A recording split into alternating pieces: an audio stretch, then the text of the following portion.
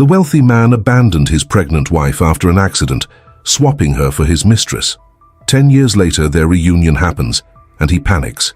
What he didn't expect was that the past would return in a way he never imagined.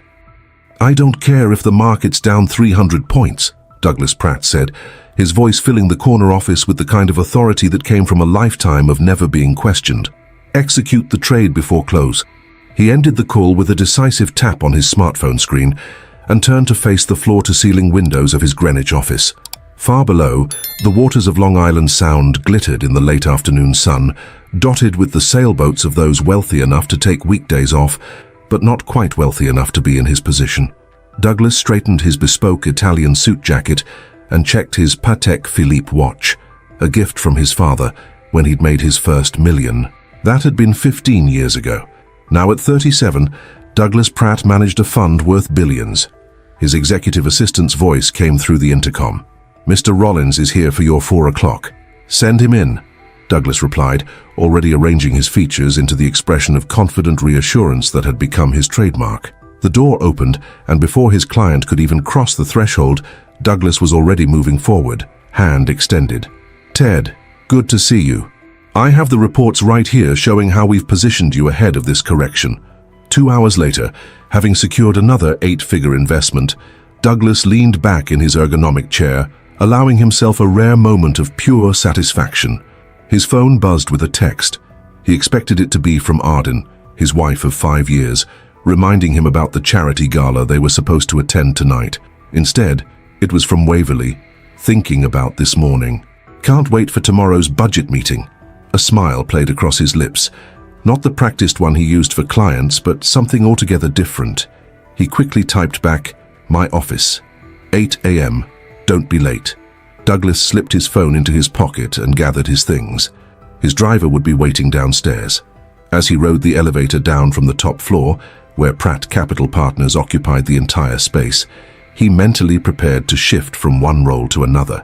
From master of the financial universe to devoted husband of Arden Winslow Pratt, the Pratt estate in Greenwich stood behind gates that had once protected a robber baron's mansion in the 1920s. Douglas's father had purchased the property when Douglas was just a child, and he'd grown up with 3 acres of perfectly manicured grounds as his playground. Now, as the car pulled up the circular driveway, he noted how the gardeners had already decorated the front entrance with fall flowers. Arden's touch, no doubt. Inside he found her in what they called the sunroom, though the daylight was fading. She sat with her legs tucked beneath her on the window seat, a book in her hands, her other hand resting gently on the swell of her 6-month pregnant belly. For a moment, Douglas paused in the doorway, struck by the tableau. With her chestnut waves falling around her face and the soft yellow light casting shadows across her delicate features, she looked like a Renaissance painting. "How you're staring," Arden said without looking up, a small smile playing on her lips. "You're beautiful," he replied automatically, crossing the room to kiss her forehead. It was true, even if it felt like something he was supposed to say rather than something that moved him. Arden marked her place in the book and set it aside. "How was your day?" "Productive. Rolled the Rollins investment into a new fund." "You?" "I finalized the nursery design with the decorator," she said, her green eyes lighting up with genuine excitement. "And Dr. Bennett says everything looks perfect with the baby. Strong heartbeat, right on schedule." Douglas nodded, trying to match her enthusiasm. "That's wonderful." He glanced at his watch. "What time is the gala tonight?" 8, but we need to leave by 7:30. She studied his face. "You forgot, didn't you?" "Of course not," he lied smoothly. "Just confirming the time. I'm going to shower and change." As he climbed the grand staircase of their colonial revival home, Douglas felt the weight of performance settling on his shoulders. Once, his relationship with Arden had been effortless. They'd met at a gallery opening in Manhattan, she a curator with ambitious plans, he already on his way to taking over his father's firm. She'd challenged his opinions on modern art, refusing to be impressed by his family name or wealth. He'd found her intelligence and authenticity intoxicating. 6 years later, he struggled to remember what that felt like. Somewhere between the wedding, the miscarriages, and his increasingly demanding career, a distance had grown between them. The pregnancy had been unexpected after 2 failed attempts, a last chance that had somehow worked. And while Arden had bloomed in her pregnancy, throwing herself into preparations for motherhood, Douglas found himself withdrawing further. In the shower, he closed his eyes and let the hot water pound against his shoulders. Unbidden, images of Waverly Sinclair came to mind, her fierce intelligence during meetings, the way she challenged his investment strategies, the unexpected softness of her skin when they were alone. 8 months ago, he'd hired her as a senior analyst, impressed by her Harvard MBA and her ruthless approach to markets. 4 months ago, they'd stayed late reviewing portfolios, and something had shifted in the air between them. The first kiss had been electric, awakening something in him he'd thought long dead. The guilt came later, but by then, it was too late. Waverly had become his obsession, his escape. The charity gala passed in a blur of handshakes, small talk, and champagne for everyone but Arden, who nursed a sparkling water.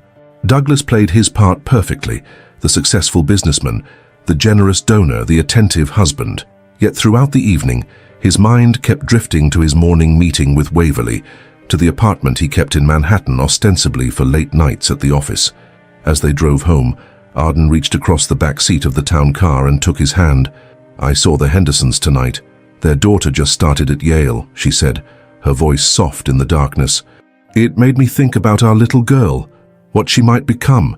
Yale would be fitting given your alma mater," Douglas replied, squeezing her hand automatically.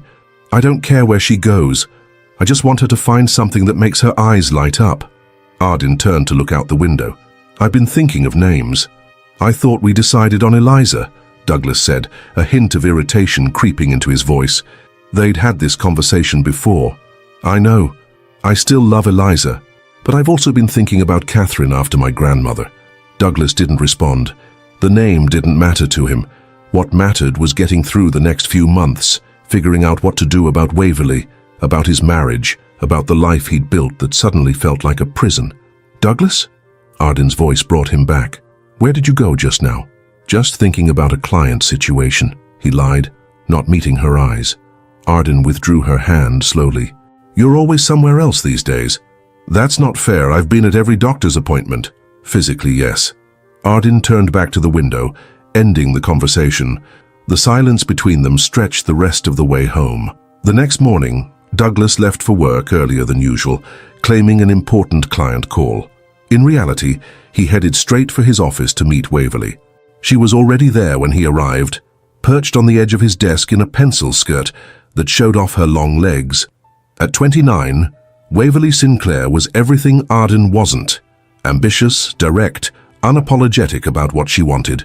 Her blonde hair was cut in a sharp bob that emphasized her keen blue eyes and high cheekbones. "You're late," she said, checking her watch with exaggerated movement. "By 2 minutes," he replied, closing the door behind him and turning the lock. 2 minutes I could have spent analyzing the Singapore portfolio, but her smile belied her words as she stood and moved toward him. Or 2 minutes I could have spent doing this. Her kiss was hungry, demanding.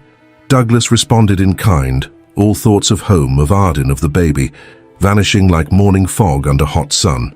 Later, straightening his tie as Waverly reviewed actual budget figures on his couch, Douglas asked, "When are you going to London for the merger talks?" "Next week. 4 days." She looked up from her tablet. "Why don't you come with me? You could say you're checking in on the European division." The suggestion hung in the air between them, tantalizing in its boldness. 4 days away from Greenwich, from Arden, from the mounting pressure of his double life. "I'll see what I can do," he said, already mentally rearranging his schedule. 3 days later, a freak January snowstorm descended on Connecticut, blanketing the roads in ice and snow. Arden was driving back from her obstetrician appointment, her mind full of the sonogram images Dr. Bennett had printed for her.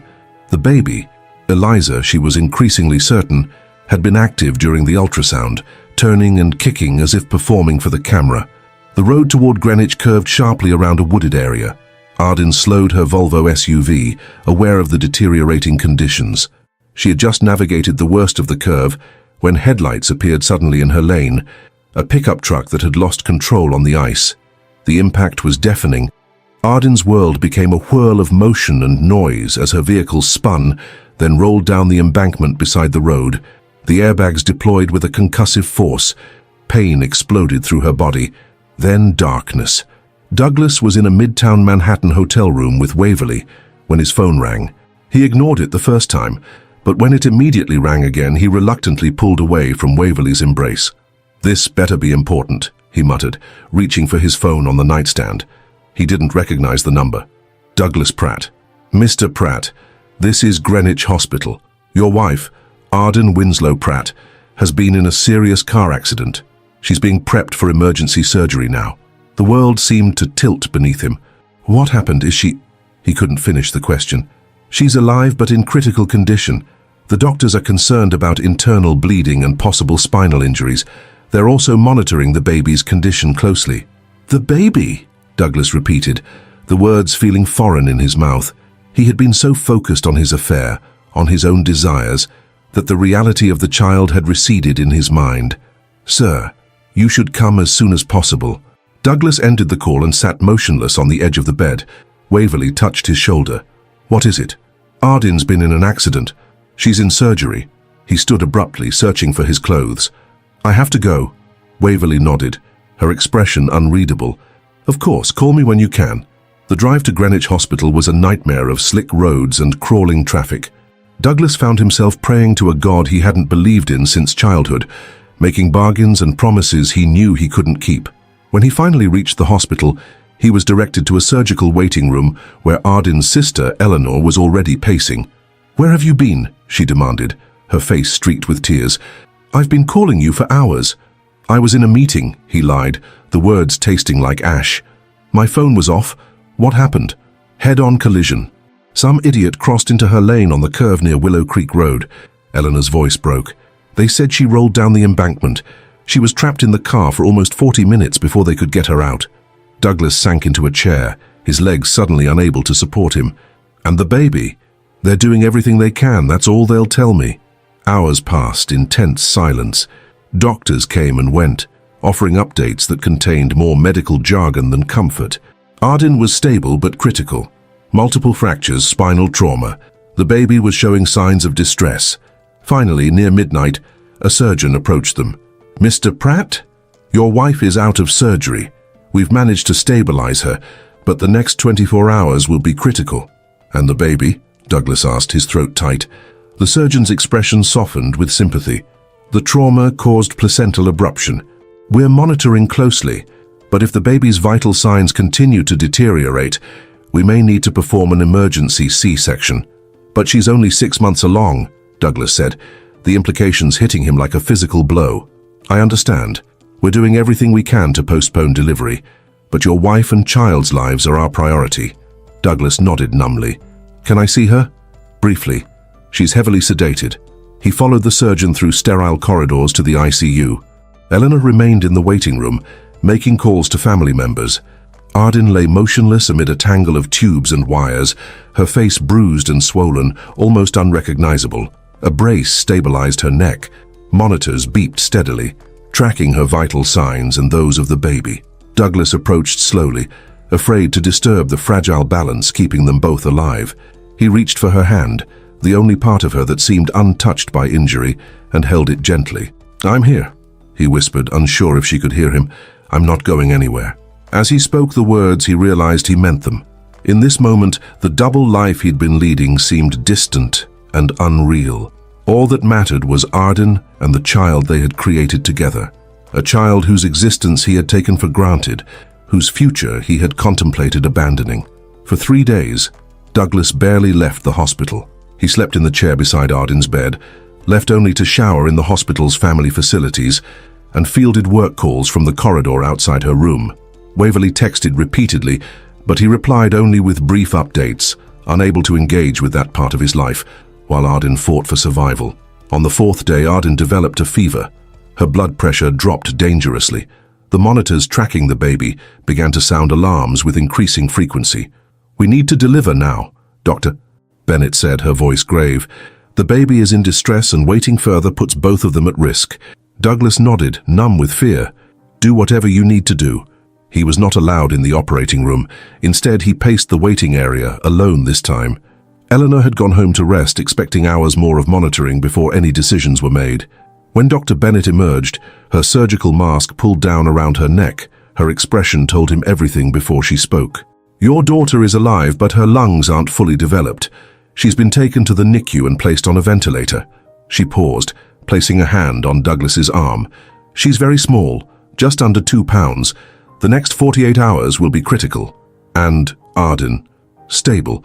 She'll remain sedated for now, but we're cautiously optimistic." Douglas followed Dr. Bennett to the neonatal intensive care unit, where he was shown to an incubator containing what looked like the smallest human being he had ever seen. His daughter, Eliza, he thought suddenly, knowing Arden would want to keep the name they'd discussed, was a fragile tangle of translucent skin and wires, her chest rising and falling with mechanical assistance. "Can I touch her?" he asked the NICU nurse.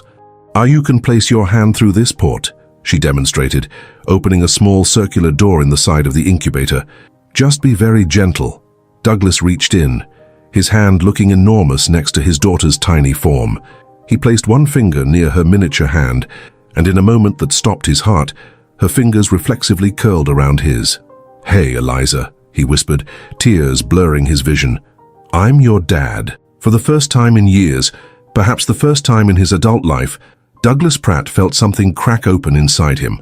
A flood of emotion, so powerful it left him breathless. Love, fear, regret, hope, all tangled together in a knot he couldn't unravel. He stayed by the incubator for hours, watching the rise and fall of Eliza's chest, the flickering numbers on her monitors. When he finally returned to Arden's room, he found her still unconscious, but with color returning to her cheeks. "She's beautiful," he told Arden, holding her hand. "So small but already fighting like you." Over the next 36 hours, Douglas moved between Arden's room and the NICU, sleeping only in short bursts. Arden regained consciousness briefly, long enough for Douglas to tell her about their daughter. "Eliza," she had whispered, tears slipping from the corners of her eyes. "I want to see her." "Soon," Douglas promised, "as soon as you're stronger." But the morning of the second day, Eliza's condition began to deteriorate. Her oxygen levels dropped. Her tiny body, already fighting against impossible odds, began to fail. The neonatologist spoke to Douglas in quiet, compassionate tones about comfort care, about letting nature take its course. Douglas refused at first, demanding every intervention, every experimental treatment. It was only when the doctor gently explained the suffering these measures would cause that Douglas finally relented. They brought Eliza to Arden's room, still in a portable incubator, but free from most of the tubes and wires. A nurse helped position Arden's arms, still weak from surgery and injury, so she could touch her daughter for the first and last time.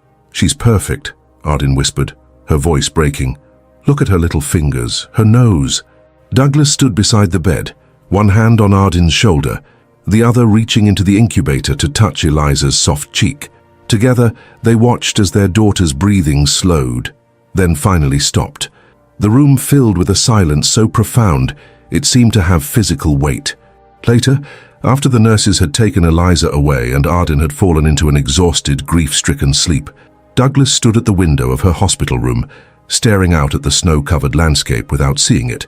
His phone buzzed in his pocket. Waverly again. "Are you okay? Can I do anything?"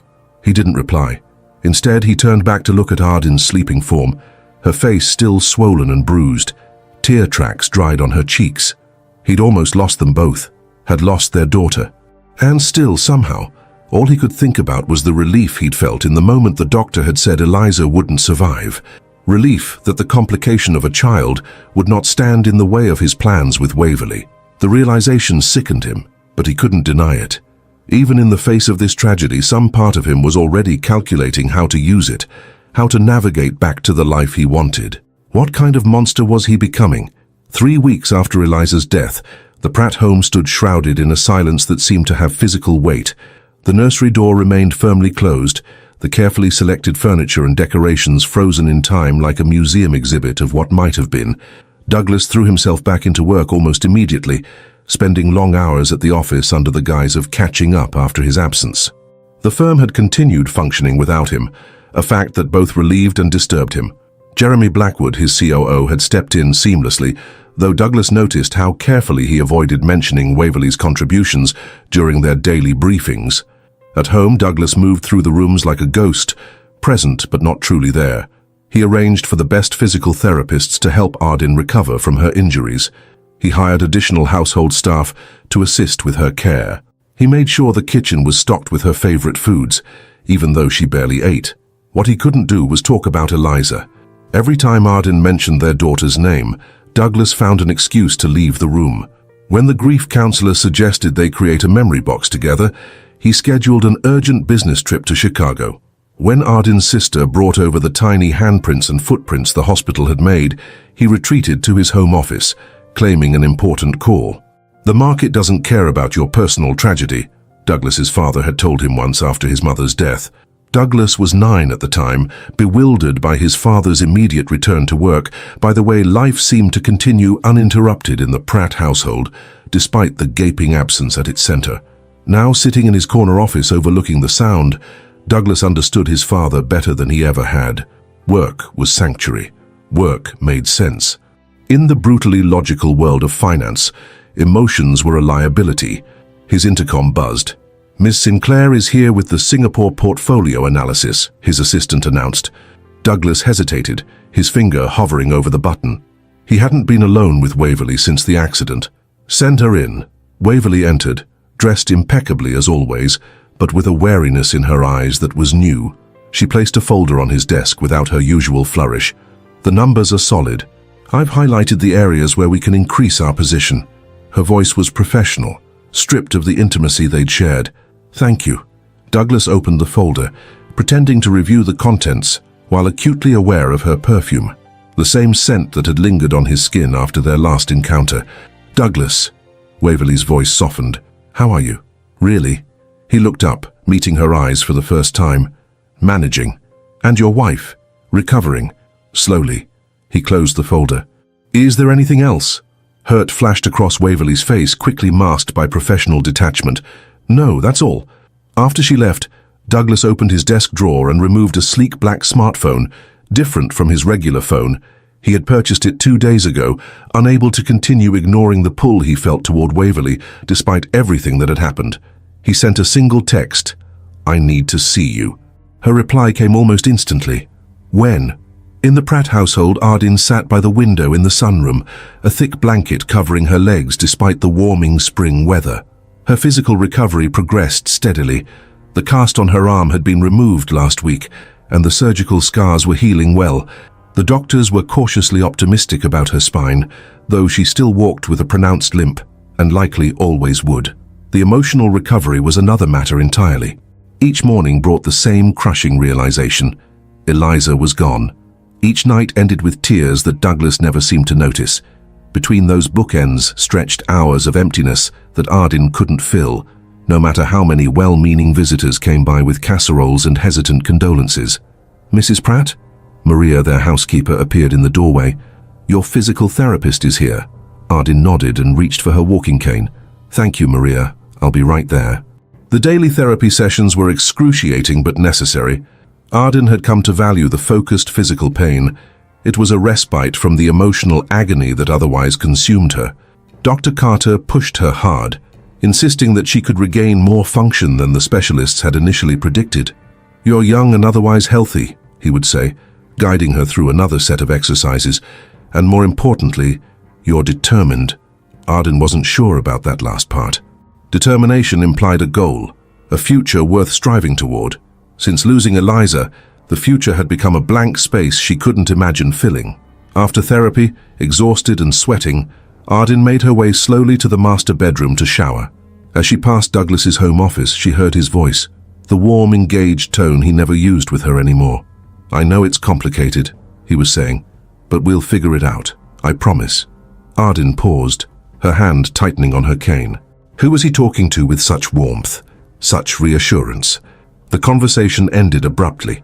Moments later, Douglas emerged from the office, stopping short when he saw her in the hallway. "Ardin, I didn't realize you were there." His face shifted into the carefully neutral expression she had come to hate. "Who were you talking to?" she asked. "A client. The Rollins account is having some issues with the Asian markets." He glanced at his watch. "How was therapy?" "Painful," she answered truthfully. "Dr. Carter thinks I should try the aquatic therapy at the rehab center next week." Douglas nodded, already edging toward the stairs. Whatever he recommends. You know I trust your judgment on the medical stuff. That was the pattern now. Brief surface-level conversations that never touched on anything real. Douglas had become expert at deflecting any attempt to discuss their grief, their marriage, their future. "Douglas," Arden called as he reached the stairs, "are we ever going to talk about her?" His shoulders tensed visibly. "I have a dinner meeting tonight. Don't wait up." The apartment in Manhattan was sparsely furnished but luxurious, all clean lines and neutral tones with floor-to-ceiling windows offering a view of Central Park. Douglas had leased it 6 months ago, telling Arden it was a corporate apartment for clients and late nights at the office. Waverly moved through the space with the ease of familiarity, pouring 2 glasses of the Macallan 25. Douglas kept on the bar cart. "You look terrible," she said bluntly, handing him a glass. Douglas loosened his tie and sank onto the leather sofa. "Thanks. I'm not trying to be cruel, just honest." She sat beside him, close but not touching. "You're not sleeping. You've lost weight, and the board is starting to notice. Let them notice. The fund's performance hasn't suffered. Yet." Waverly sipped her whiskey. "But it will if you keep going like this. Half present everywhere, fully present nowhere." Her assessment stung because it was accurate. For weeks, Douglas had been suspended between worlds, unable to fully reconnect with Waverly, unwilling to truly engage with Arden, merely going through the motions at work.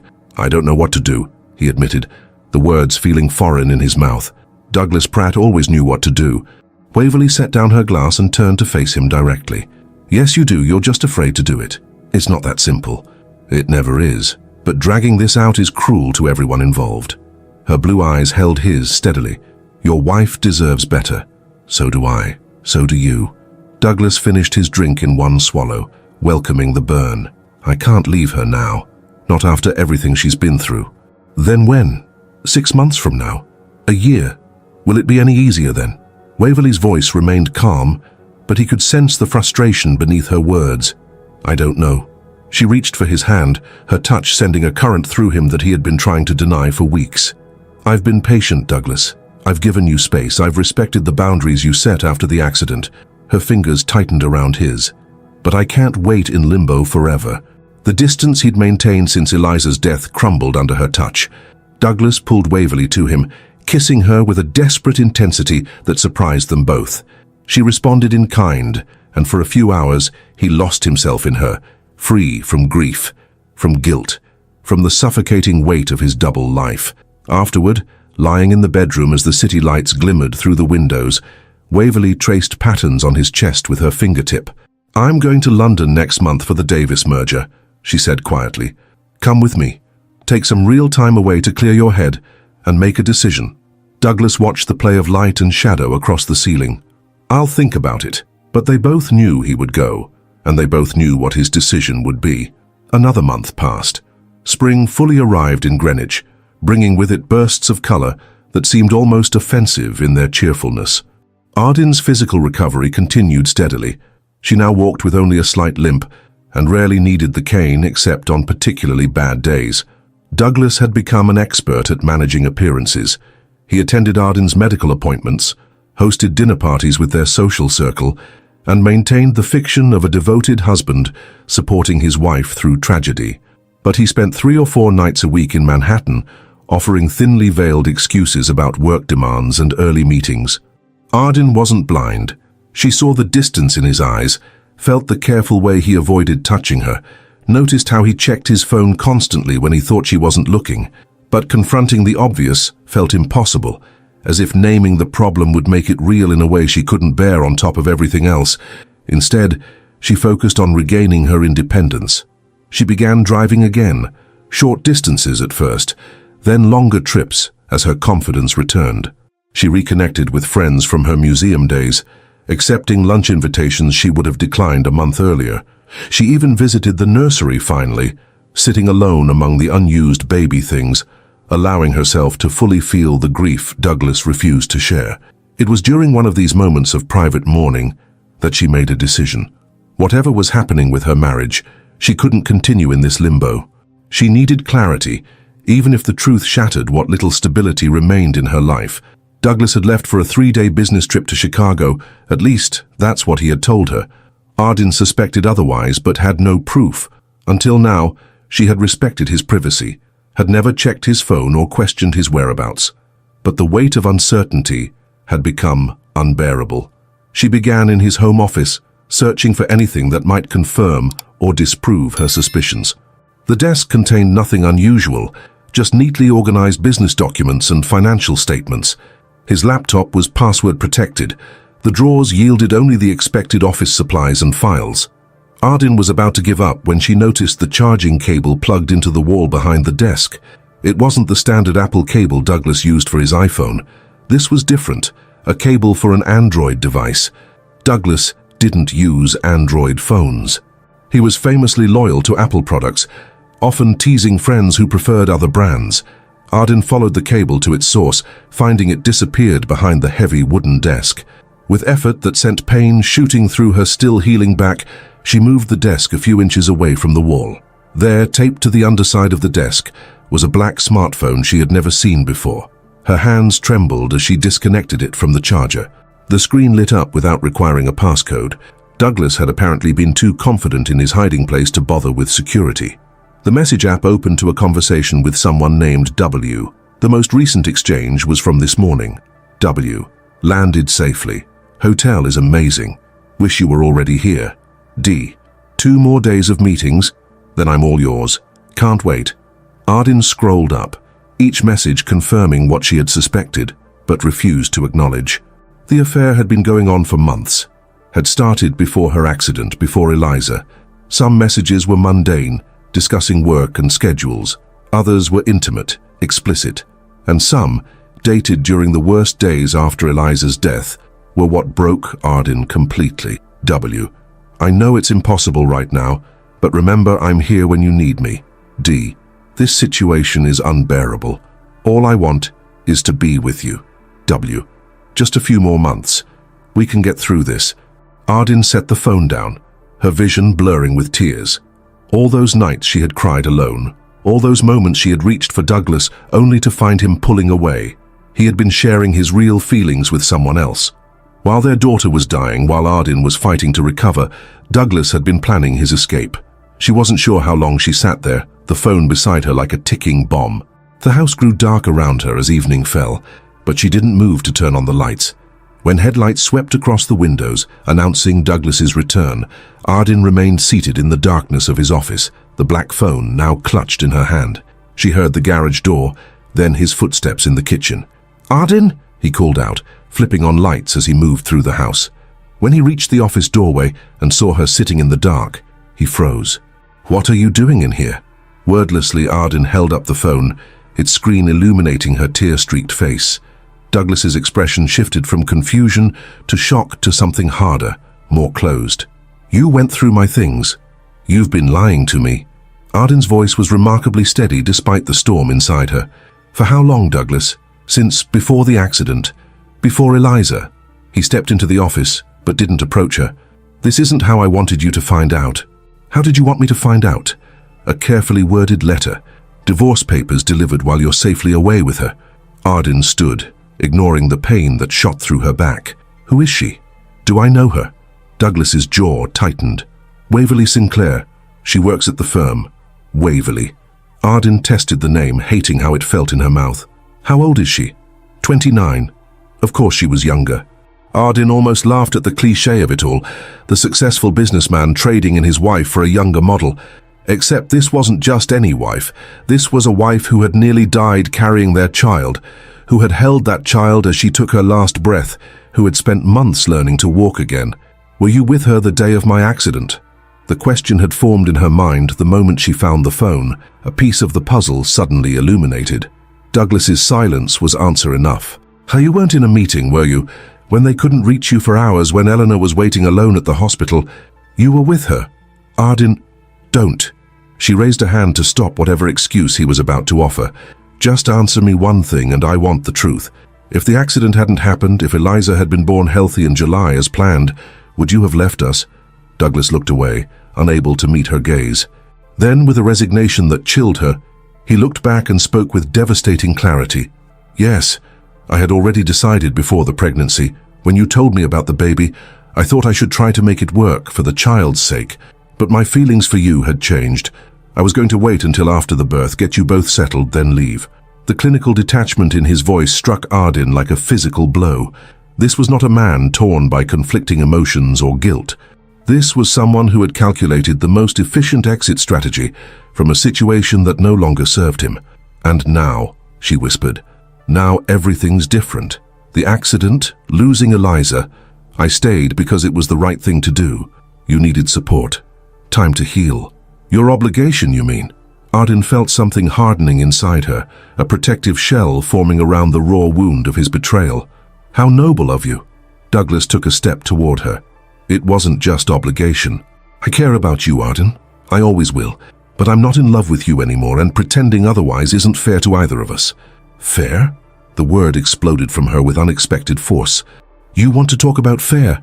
Was it fair that you were with her while I was fighting for my life, while our daughter was dying? Was it fair that you made me feel like I was failing you because I couldn't stop grieving on your timeline? I never said. You didn't have to say it. Every time you pulled away, every time you changed the subject when I mentioned Eliza, every night you didn't come home, you were telling me that my grief was inconvenient for you. Ardin's whole body shook with the force of emotions she had suppressed for months. God, I actually felt guilty for not recovering faster, for not being the wife you needed. When all along, you were just waiting for your chance to leave. Douglas's face remained impassive, confirming everything she was saying. He had mentally checked out of their marriage long ago. This conversation was merely a formality. I'll move my things to the Manhattan apartment tomorrow, he said quietly. My lawyer will contact you about the separation agreement. You'll be well taken care of, Ardin. I promise you that.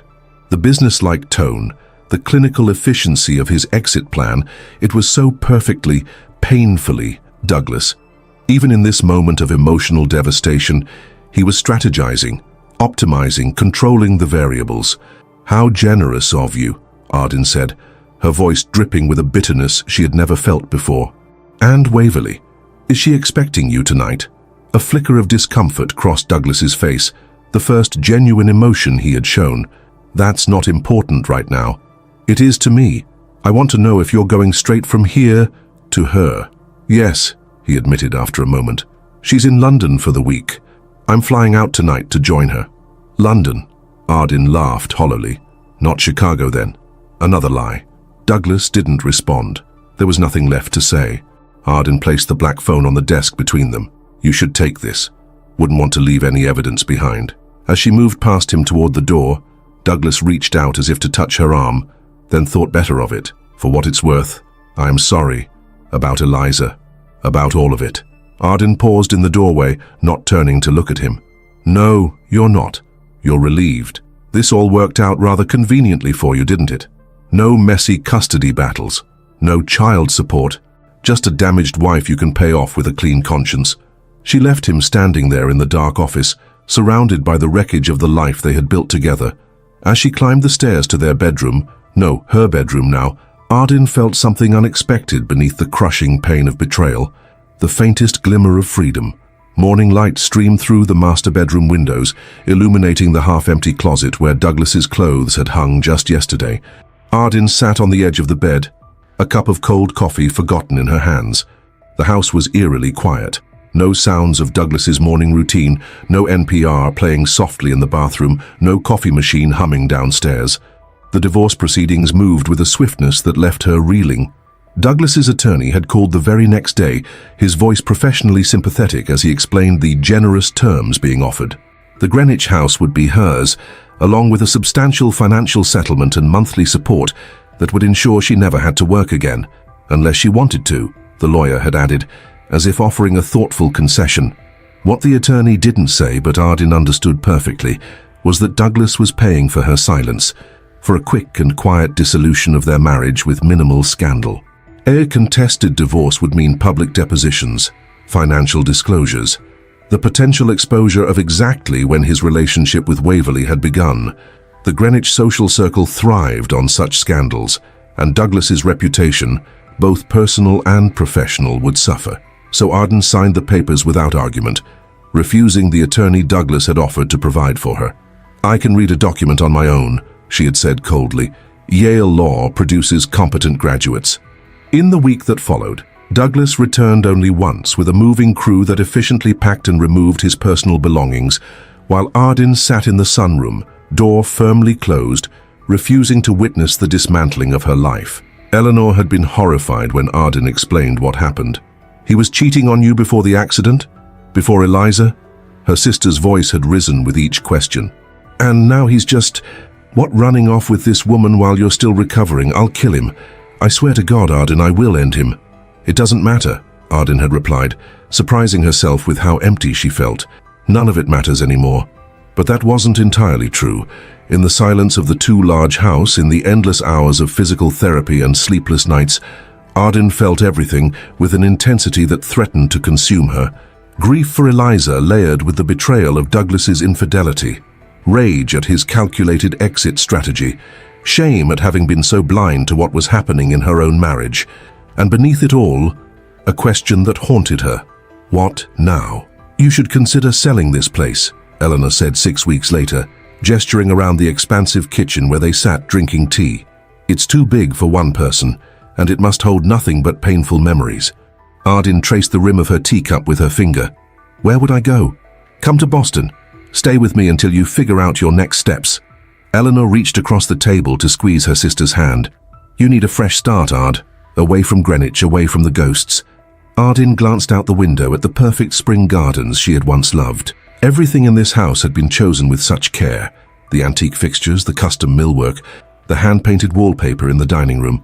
She and Douglas had spent weekends at auctions and antique shops, building their perfect home piece by piece.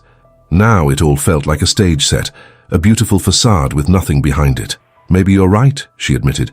"I wake up every morning expecting to hear Douglas downstairs. I walk past the nursery and still can't bring myself to open the door." She met her sister's concerned gaze.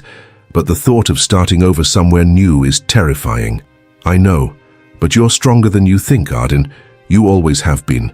That night, after Eleanor returned to Boston, Arden found herself standing outside the nursery door. She hadn't entered the room since before the accident, unable to face the carefully curated space they had created for a child who would never come home. With trembling fingers, she turned the handle and pushed the door open. The room was exactly as they had left it. The vintage Jenny Lind crib with its soft organic bedding, the hand-knotted wool rug in muted pinks and creams, the reading nook with a small bookshelf already filled with classic children's stories. Arden's favorite was the antique rocking chair they had found at an estate sale in Vermont, which Douglas had carefully restored himself, one of the few times he had shown genuine excitement about the baby. Arden moved to the chair and sat, running her hands over the smooth wood of the armrests. In those early days of the pregnancy, she had imagined countless nights in this chair, rocking Eliza to sleep. Now, it stood as another monument to what might have been. On the small table beside the chair lay the sonogram pictures, the tiny footprints from the hospital, a card from Arden's baby shower with Eliza written in elegant calligraphy. Arden gathered these precious few artifacts of her daughter's brief existence, holding them to her chest as sobs racked her body. For the first time since discovering Douglas's betrayal, she allowed herself to fully feel the magnitude of her losses. The child who never had a chance to live, the husband who had already left in every way that mattered, the future she had planned with such hope. When the tears finally subsided, Arden felt hollow but somehow lighter, as if the release had cleared space within her for something new to grow. She carefully placed Eliza's mementos in a small wooden box that had been meant to hold baby's first haircut, first tooth, first birthday candle. Instead, it would hold the entirety of Eliza's existence, proof that she had been real, that she had been loved, even if only for 36 hours. As she closed the nursery door behind her, Arden knew Eleanor was right. It was time to leave this house and everything it represented. Time to find out who she might become in the aftermath of such profound loss. 3,000 miles away, Douglas and Waverly strolled hand in hand along a pebbled beach on the Amalfi coast. The Italian sun burnished Waverly's blonde hair to gold, and the Mediterranean breeze carried away the last vestiges of tension Douglas had been carrying for months. "I spoke with Jeremy this morning," Waverly said, stopping to pick up a particularly smooth stone. "The Tokyo acquisition is proceeding ahead of schedule. We should be able to announce by quarter's end." Douglas nodded, watching the waves lap against the shore. Work had always been their common language, the foundation of their relationship. Even here, on what was ostensibly a romantic getaway, business discussions filled the spaces between more intimate moments. He found he preferred it that way. Waverley understood the world he inhabited in a way Arden never had. There was no need to translate himself, to justify the long hours or the single-minded focus on growing the firm. Waverley shared that drive, that ambition. They were well matched, intellectually, sexually, temperamentally. So why did he feel this persistent emptiness, this nagging sense that something essential was missing? "You're doing it again," Waverley observed, tossing her stone into the water. "Doing what? Going somewhere else in your head?" She faced him, squinting slightly against the sun. "Is it the divorce? Because my attorney says everything is proceeding exactly as planned. Arden isn't contesting anything." "Of course she isn't," Douglas replied, a trace of irritation coloring his voice. "Arden doesn't fight. She never has." The words hung between them, unexpectedly revealing. Douglas hadn't meant to sound defensive, or to imply any comparison between the two women. But in that moment, he couldn't help remembering how Arden had always approached conflict, not with Waverley's direct confrontation, but with a quiet grace that somehow made him want to be better than he was. Waverley's expression hardened slightly. "Well, that makes things easier for everyone, doesn't it?" She turned and continued walking down the beach, her bare feet leaving perfect impressions in the damp sand. Douglas followed, wondering why her response left him feeling vaguely disappointed. The Greenwich house sold quickly. A young hedge fund manager with a pregnant wife, enchanted by the history of the property and the prestige of the address. Arden couldn't bear to be present for the closing, sending her attorney instead while she finalized her move to Boston. The irony wasn't lost on her. Another financial success story, another young family full of hope, moving into the house where her own hopes had died. She wished them happiness, but couldn't help wondering if the nursery would retain some echo of her grief, if the new occupants would sometimes feel an inexplicable sadness in that perfectly appointed room. Eleanor had helped her find a brownstone in Back Bay, a historic neighborhood with tree-lined streets, and a sense of community Arden had never experienced in Greenwich. The four-story townhouse was smaller than the Connecticut mansion, but still spacious, with high ceilings and original hardwood floors that creaked pleasantly underfoot. For the first time in her adult life, Arden furnished a home entirely to her own taste, without considering what would impress Douglas's colleagues or fit the expected aesthetic of Greenwich society. She mixed contemporary pieces with antiques, hung art that spoke to her rather than signaled status, and painted the master bedroom a deep, peaceful blue that reminded her of the ocean. Living in Boston brought unexpected freedom. No one knew her as Douglas Pratt's wife. No one watched her with pitying eyes, wondering how she was coping with her losses. She could be anonymous in a way that Greenwich had never allowed, could reinvent herself one small choice at a time. Her physical recovery continued, the limp becoming less pronounced, the chronic pain manageable with targeted exercise and occasional medication. Dr. Morgan, her new neurologist in Boston, was cautiously optimistic about further improvement. "The human body has remarkable capacity for healing," he told her during one appointment, "particularly when the mind is engaged in purposeful activity." Purpose. That was what Arden lacked. The financial settlement from Douglas meant she didn't need to work, but the prospect of empty days stretching endlessly before her was unbearable. She had her art history background, her previous museum experience, but returning to that world felt like stepping backward rather than forward. One rainy October afternoon, nearly 5 months after leaving Greenwich, Arden found herself at a small cafe near her brownstone. The place was crowded with students from nearby universities, their energy and animated conversations a stark contrast to Arden's solitude. At the table next to hers, 2 women approximately her age were having an intense discussion. Arden tried not to eavesdrop, but fragments of their conversation reached her. "The funding for the program was cut again," one woman said, frustration evident in her voice. "Now we're scrambling to find transportation for the mothers who need to get to doctor appointments. What about the safety education component?" the other asked. "On hold, which is heartbreaking because every study shows it makes a difference." Arden sipped her tea, inexplicably drawn to their conversation.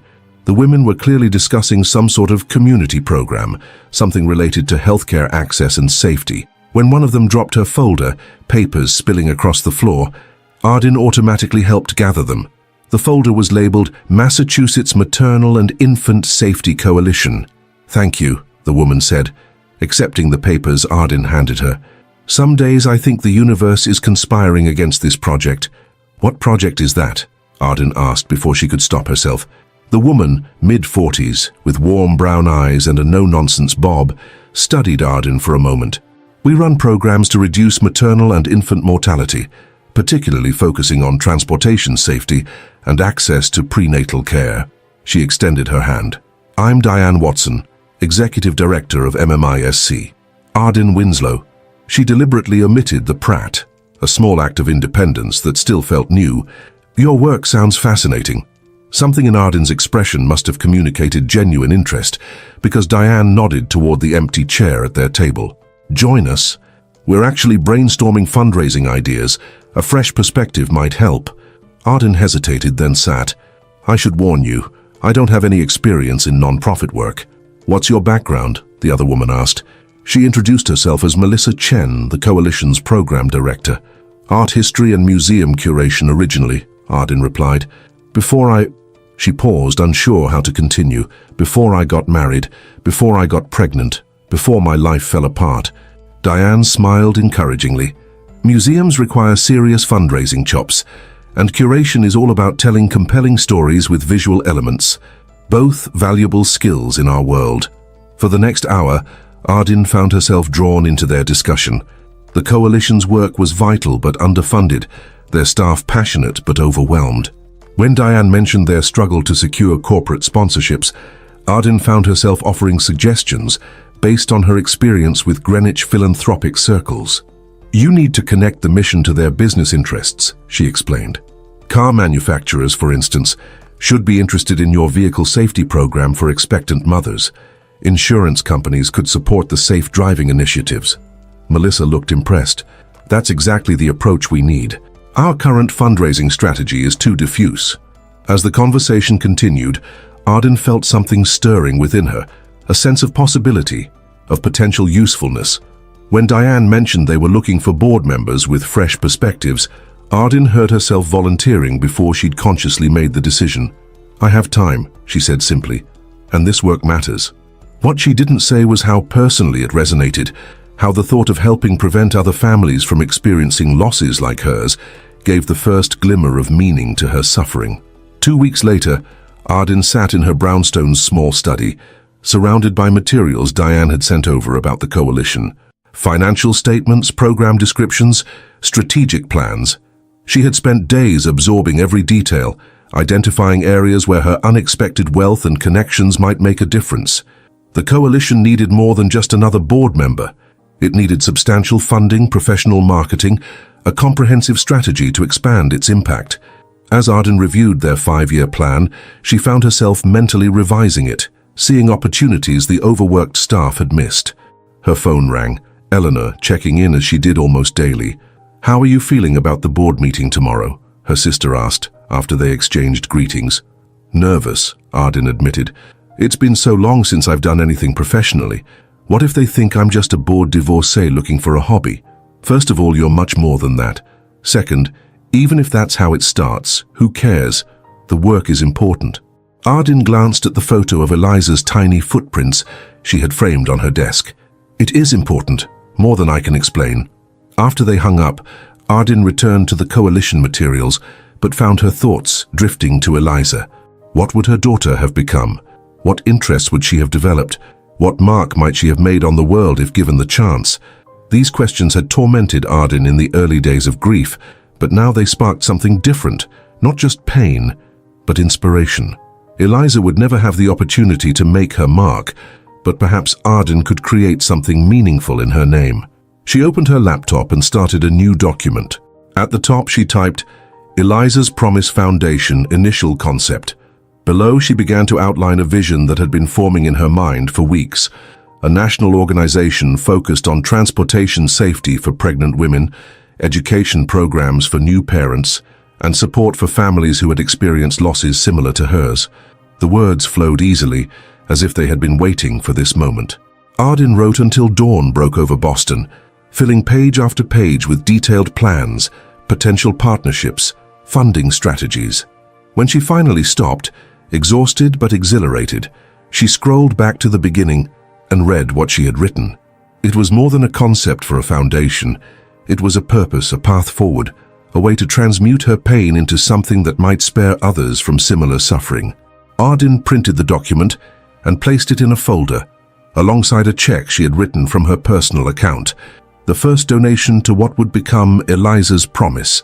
The amount was significant, $1 million, a commitment not just of money but of herself, of the person she was becoming in the aftermath of loss. Tomorrow she would attend the coalition board meeting as planned.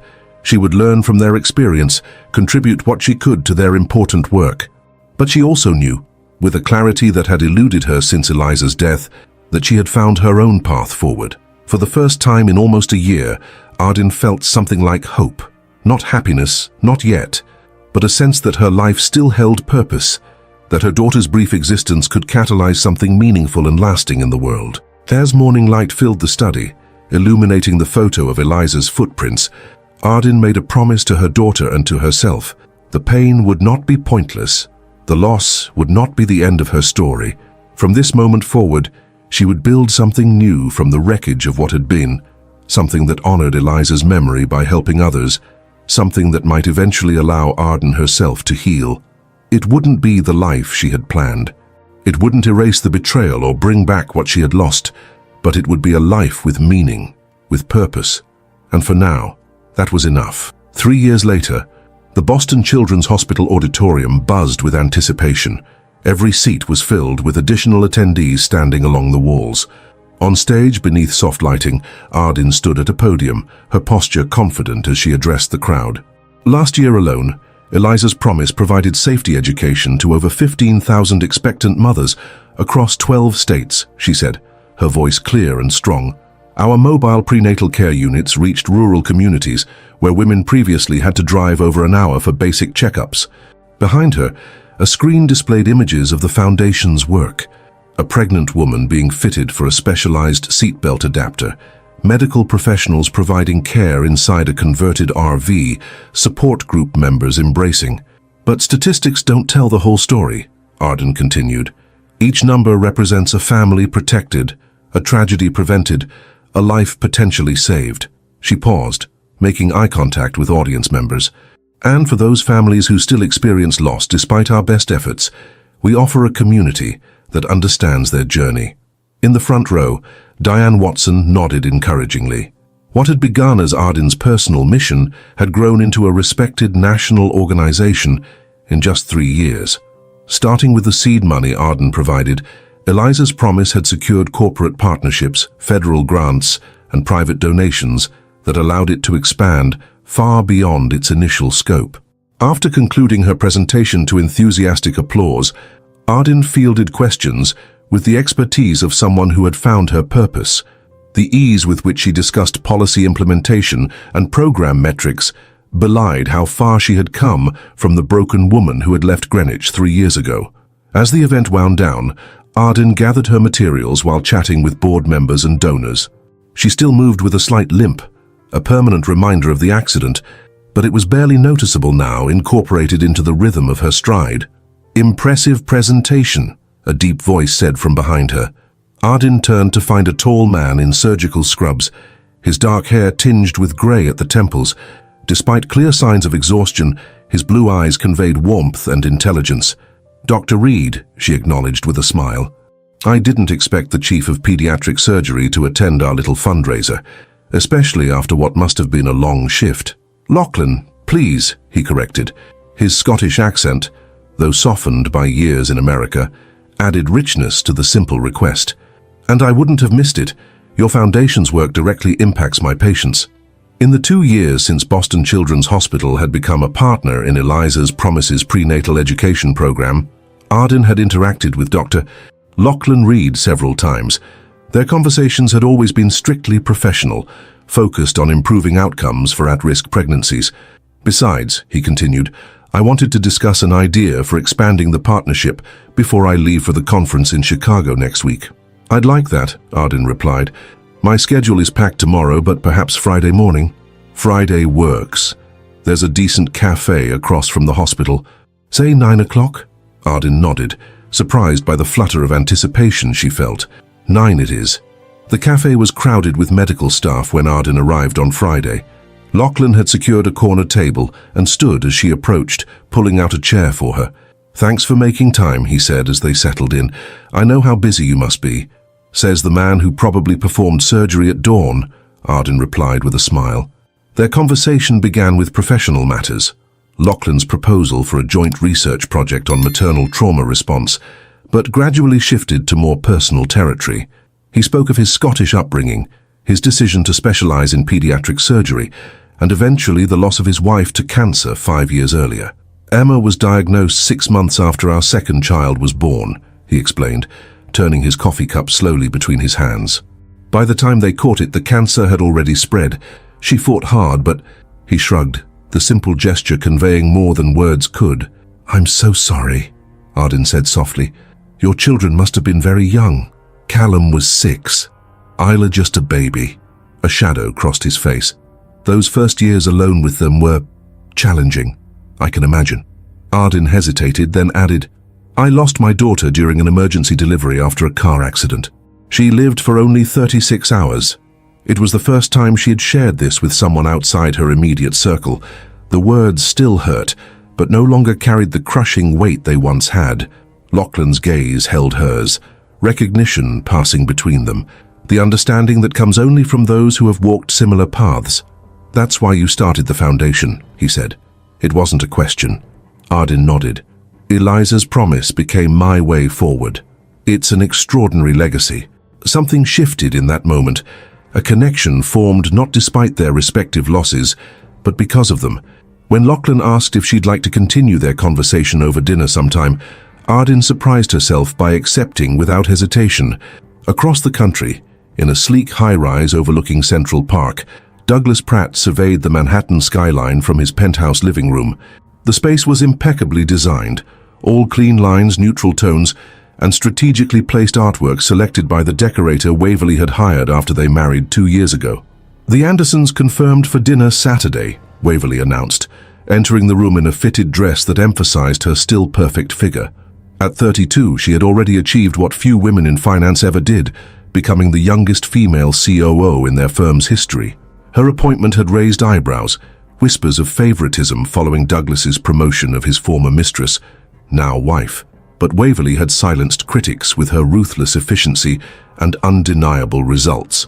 "Fine," Douglas replied, not turning from the window. "Did Jeremy send the quarterly projections?" "On your tablet. The Asian markets are exceeding expectations." Their conversations often followed this pattern: practical, efficient, focused on work and social obligations. They operated as a team, their marriage an extension of their professional partnership.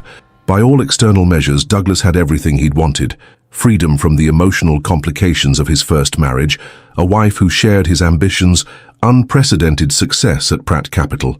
The firm had doubled in size since his divorce, expanding into European and Asian markets, with Waverly spearheading much of the growth.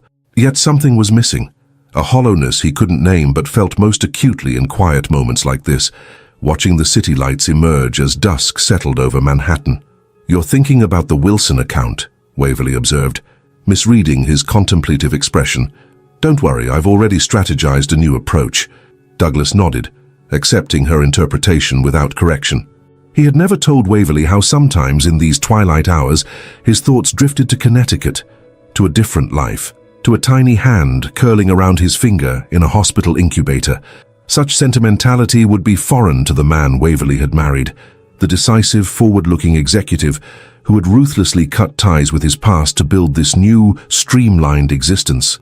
Sometimes Douglas wondered if that man was who he truly was, or merely who he had become to survive his own choices. "Uncle Lachlan says you know all about Renaissance paintings," 10-year-old Isla declared, studying Arden with the frank curiosity of childhood. 6 months after their first dinner, Arden sat in Lachlan's cozy Cambridge kitchen, helping prepare lunch while his children interrogated her with refreshing directness. The term uncle was merely their way of describing someone who was more than a friend, but not yet defined, a linguistic placeholder that amused both adults. "I used to work in an art museum," Arden explained, slicing apples for the salad.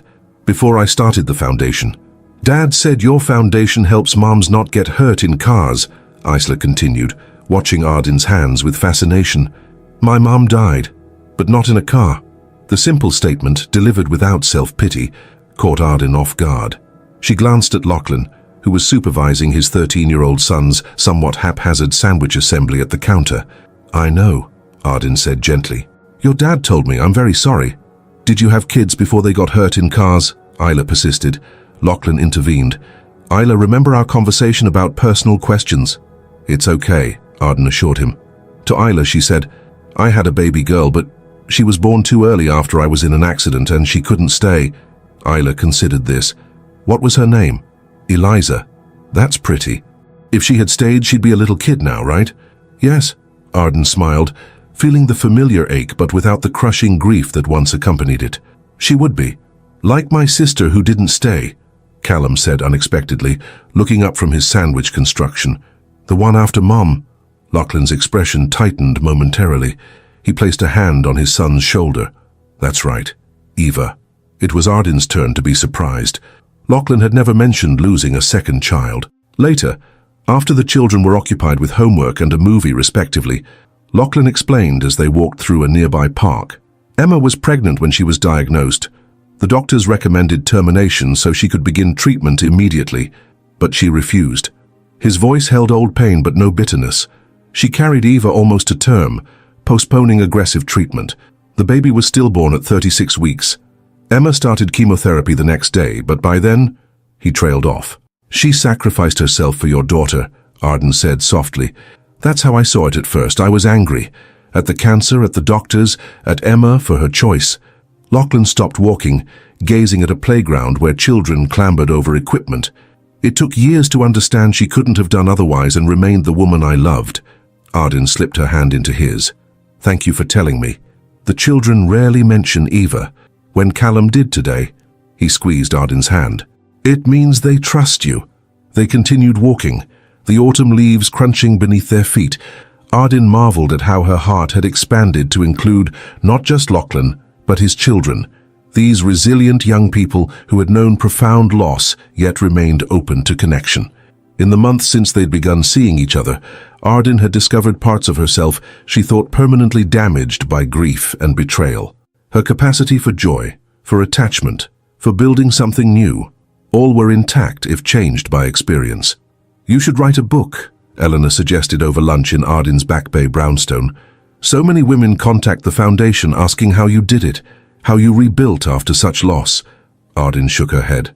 I'm not a writer. You don't need to be. You could work with a ghostwriter who shapes your experiences into something accessible. The idea lingered in Arden's mind long after her sister left. That evening, she sat in her study, surrounded by foundation reports, but distracted by thoughts of what such a book might contain. Her journey from Greenwich to Boston, from devastation to purpose, from isolation to new connection. Could her story truly help others? The Foundation's support groups had taught her the power of shared experience, how hearing another's path could illuminate one's own.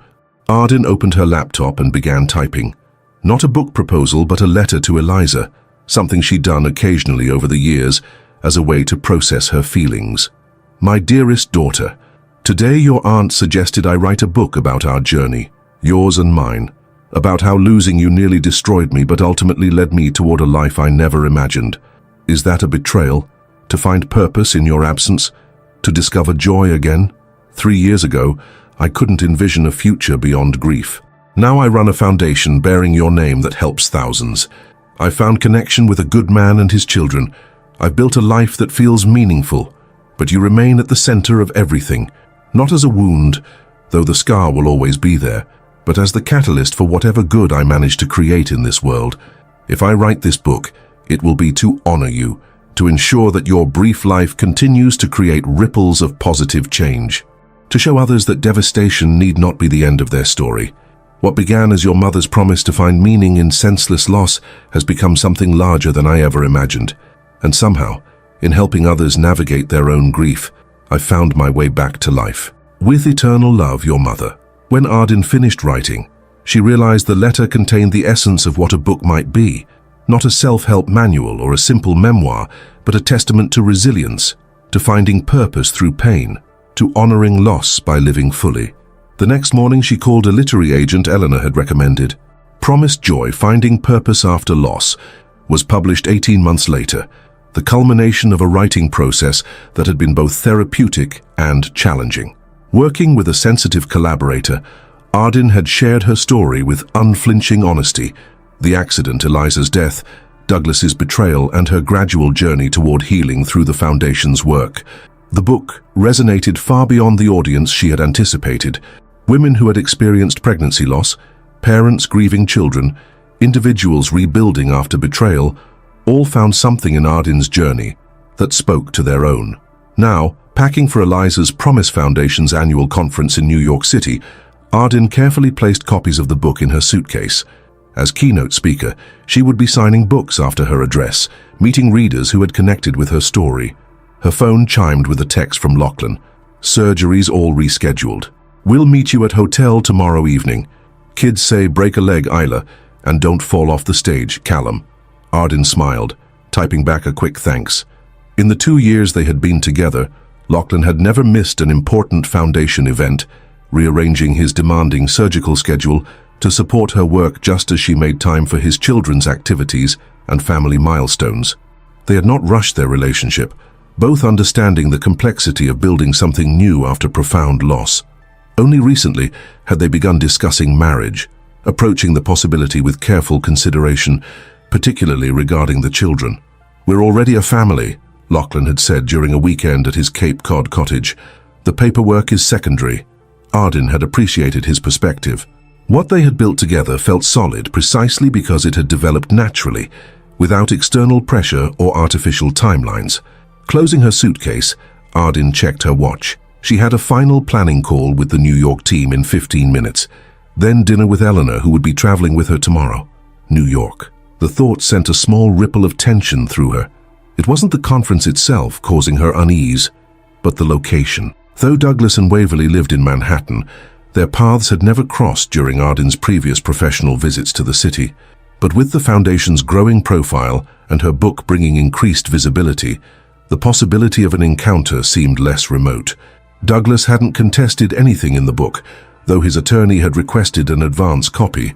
Arden had portrayed him neither as villain nor victim, but simply as a man who had made devastating choices. Some reviewers had been less charitable, reading between the lines of her measured account to condemn the husband who abandoned his injured wife after losing their child.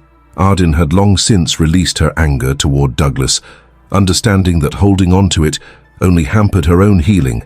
The Foundation's work had given her a perspective that transcended personal grievance, yet the prospect of seeing him, of witnessing the life he had built with Waverly, still triggered a complex emotional response she couldn't entirely predict. Her phone chimed again, this time with an email notification. The subject line caught her attention immediately. Greenwich Hospital Partnership Proposal. Opening it, Arden found a formal invitation from the hospital's new community outreach director, requesting a meeting during her New York visit to discuss implementing Eliza's Promise programs in Fairfield County. Greenwich, the place she had fled, carrying little but grief and betrayal. Now her Foundation was being invited back, completing a circle she had never anticipated. Arden sat on the edge of her bed, considering the synchronicity. 5 years ago, she had been airlifted to Greenwich Hospital, broken in body and soon to be shattered in spirit. Now she was being asked to return as the founder of a nationally recognized organization, a published author, a woman who had rebuilt her life from the ground up. The symmetry felt meaningful, though not without emotional complexity. Returning to Greenwich would mean confronting memories she had carefully compartmentalized: the accident site, the hospital room where Eliza had died, the social circles where she had once moved as Douglas Pratt's wife. Yet something about the prospect felt right, necessary even, a reclaiming of space, of narrative, of self. Arden reached for her phone and typed a reply, accepting the meeting request. As she confirmed the details, she felt a sense of standing at a crossroads, not between divergent paths but between her past and her future, with an opportunity to integrate them in a way that honored both without being defined by either. Tomorrow she would fly to New York, give her keynote address, sign books and meet with supporters. She would have dinner with Lachlan, conference calls with her team, meetings with potential partners. And she would return to Greenwich, not as the woman who had left 5 years ago, but as who she had become, someone stronger and more purposeful than she could have imagined in those darkest days. Whatever lay ahead, Arden was ready. The grand ballroom of the Atherton Hotel had been transformed for the Eliza's Promise annual benefit. Crystal chandeliers cast warm light over elegantly appointed tables, where New York's philanthropic elite mingled with healthcare professionals and corporate sponsors. At the far end of the room, a raised platform displayed Arden's book, alongside foundation materials. Arden stood near the signing table, engaged in conversation with the president of a major automotive safety company. Her navy blue dress was simple but elegant, her chestnut hair now styled in a sophisticated bob that framed her face. The physical transformation from the broken woman who had left Greenwich 5 years ago was striking, but the more profound change was evident in her demeanor, the confidence with which she spoke, the purposeful energy she projected. "Mrs. Richardson, I believe your husband is trying to get your attention," Arden said with a smile, nodding toward a distinguished man gesturing from across the room. As her conversation partner departed, Diane approached with 2 champagne flutes. "1 hour into the event and we've already secured the Brookfield commitment," she said, handing Arden a glass. "Their CEO was apparently very impressed with your keynote this morning. That's $5 million for the mobile clinic expansion," Arden replied, taking a small sip. "We should be able to launch in 8 new states by next quarter." Diane shook her head in admiration. "When you first outlined this vision 5 years ago, I thought you were being optimistically ambitious. I've never been happier to be wrong." The event coordinator approached, indicating it was time for the book signing portion of the evening. Arden moved to the designated table, where a line had already formed. For the next hour, she signed copies of Promised Joy, exchanging brief but meaningful conversations with readers who shared their own stories of loss and rebuilding. "You'll never know how much your book meant to me," one woman said, her voice thick with emotion. "I read it 3 months after losing my twins, when I couldn't imagine ever feeling whole again. Thank you for sharing that with me," Arden replied, gently squeezing the woman's hand. "The path forward isn't easy, but it does exist." As the line gradually shortened, Arden became aware of a presence at the periphery of her vision. Someone standing apart from the crowd, observing rather than participating. She didn't need to look directly to recognize who it was. Some part of her had been half expecting, half dreading this moment since arriving in New York. Douglas Pratt stood near a pillar at the edge of the ballroom, impeccably dressed in what she assumed was a bespoke suit. The years had added silver threads to his temples and deeper lines around his eyes, but he still possessed the commanding presence that had once so captivated her. He made no move to approach, simply watching as she continued signing books and chatting with attendees. Arden maintained her composure, focusing on each person who came to her table while acutely aware of Douglas's gaze. By the time the last book was signed, he had disappeared from his observation post. She felt a complex mixture of relief and unexpected disappointment.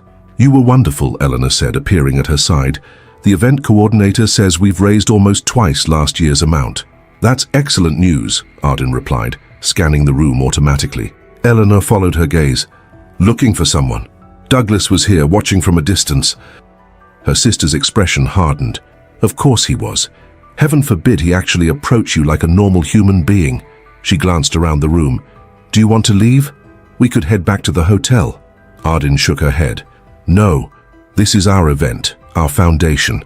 I'm not going to cut the evening short because my ex-husband decided to make a mysterious appearance." "That's my girl," Eleanor said approvingly. "Now come meet the surgeon from Johns Hopkins who's implementing our protocols in their maternal trauma unit. He's been trying to catch your attention all evening." The remainder of the event passed without further sightings of Douglas. By the time Arden returned to her hotel suite, she had almost convinced herself she had imagined him, a ghost from her past conjured by the emotional significance of bringing Eliza's Promise to New York. She was removing her earrings when a knock sounded at her door. Expecting Lachlan, who had texted that his flight had landed an hour ago, she opened it without checking the peephole. Douglas stood in the corridor, his expression unreadable. "Hello, Arden." His voice was exactly as she remembered, that particular blend of authority and restraint that had once seemed so impressive. For a moment she couldn't speak, the shock of his actual presence overwhelming her practiced composure. Then, drawing herself up, she found her voice. Douglas, this is unexpected. I apologize for the intrusion. I saw your event listed in the Times and... He paused. May I come in? Just for a moment. Every instinct warned against it, yet curiosity prevailed. Arden stepped aside, allowing him to enter the suite's sitting area. I can spare a few minutes, she said, deliberately not offering him a seat. I'm expecting someone shortly. Douglas nodded, remaining standing as well. His eyes took in the subtle changes in her appearance, lingering momentarily on the slight limp still evident in her gait.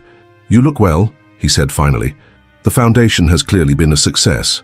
It has, Arden agreed, maintaining her distance. What can I do for you, Douglas? I doubt you came to discuss Eliza's promise. He seemed momentarily taken aback by her directness. The woman he had left would have smoothed over the awkwardness, would have made this easier for him. That woman was long gone. I read your book, he said. It was illuminating to see those events from your perspective. I imagine it was. You were fair, more fair than I deserved. He moved to the window, gazing out at the Manhattan skyline. I've followed the Foundation's work from a distance. What you've built is remarkable. Arden studied him, noting the subtle signs of strain beneath his polished exterior, the tightness around his eyes, the slight tension in his shoulders. Again, I doubt you came here to compliment me on my professional accomplishments. What is it you want, Douglas? He turned to face her. Waverley asked for a divorce 3 months ago. The statement hung in the air between them. Arden absorbed it without visible reaction, though internally she registered a flicker of surprise, not at the fact itself, but at Douglas's apparent need to share it with her.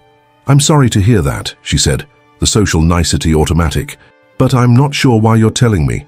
She's been having an affair with Jeremy Blackwood, my COO. A bitter smile crossed his face. Ironic, isn't it? History repeating itself. Arden felt a complex emotion that took her a moment to identify, not satisfaction or vindication, but a profound sadness for the pattern Douglas seemed trapped in, the hollow center of the life he had chosen. Karma has a peculiar sense of humor, she observed, her tone gentler than she had intended. Douglas ran a hand through his hair, a rare gesture of discomposure. The divorce will be finalized next month. Clean break, no children to consider. He looked directly at her. It's made me reflect on many things. Understanding dawned. Douglas, if you came here hoping for... A knock at the door interrupted her. Before she could respond, it opened to reveal Lachlan, keycard in hand. Sorry I'm late, love. The cab got caught in... He stopped, registering Douglas's presence. Ah, I didn't realize you had company. An awkward silence descended. Arden moved to Lachlan's side. Lachlan, this is Douglas Pratt, my former husband. Douglas, this is Dr. Lachlan Reed. The two men sized each other up with the wariness of territorial animals. Lachlan extended his hand first, his Scottish accent more pronounced as it tended to be when he was tense. I've heard quite a bit about you, Mr. Pratt. Dr. Reed. Douglas shook his hand briefly. I was just leaving. No need to rush off on my account, Lachlan said with deceptive pleasantness. I'm sure you and Arden have much to discuss after all this time. Arden placed her hand on Lachlan's arm. Actually, Douglas was just sharing some personal news, but we've covered the essentials. She turned to Douglas. Haven't we? He glanced between them, clearly reassessing the situation. Yes, I apologize for the intrusion. To Lachlan, he added, You're a lucky man, Dr. Reed. I'm well aware, Lachlan replied, his arm slipping naturally around Arden's waist. After Douglas left, Lachlan raised an eyebrow. Well, that was unexpected. Are you all right? Arden considered the question seriously. Surprisingly, yes, but I think I need some air. Would you mind if we took a walk? 20 minutes later, they strolled through the hotel's adjacent garden, the spring evening pleasantly cool. Arden recounted Douglas's visit, including the revelation about Waverley's affair. The symmetry is almost too perfect, she concluded. He seemed genuinely shocked by it, as if it never occurred to him that she might do to him exactly what they did to me. Lachlan's expression was thoughtful. And you believe he came to what? Test the waters for reconciliation?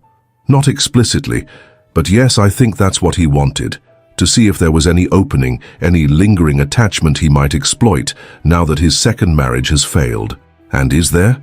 The question was asked without jealousy, merely seeking understanding. Arden stopped walking, turning to face him directly.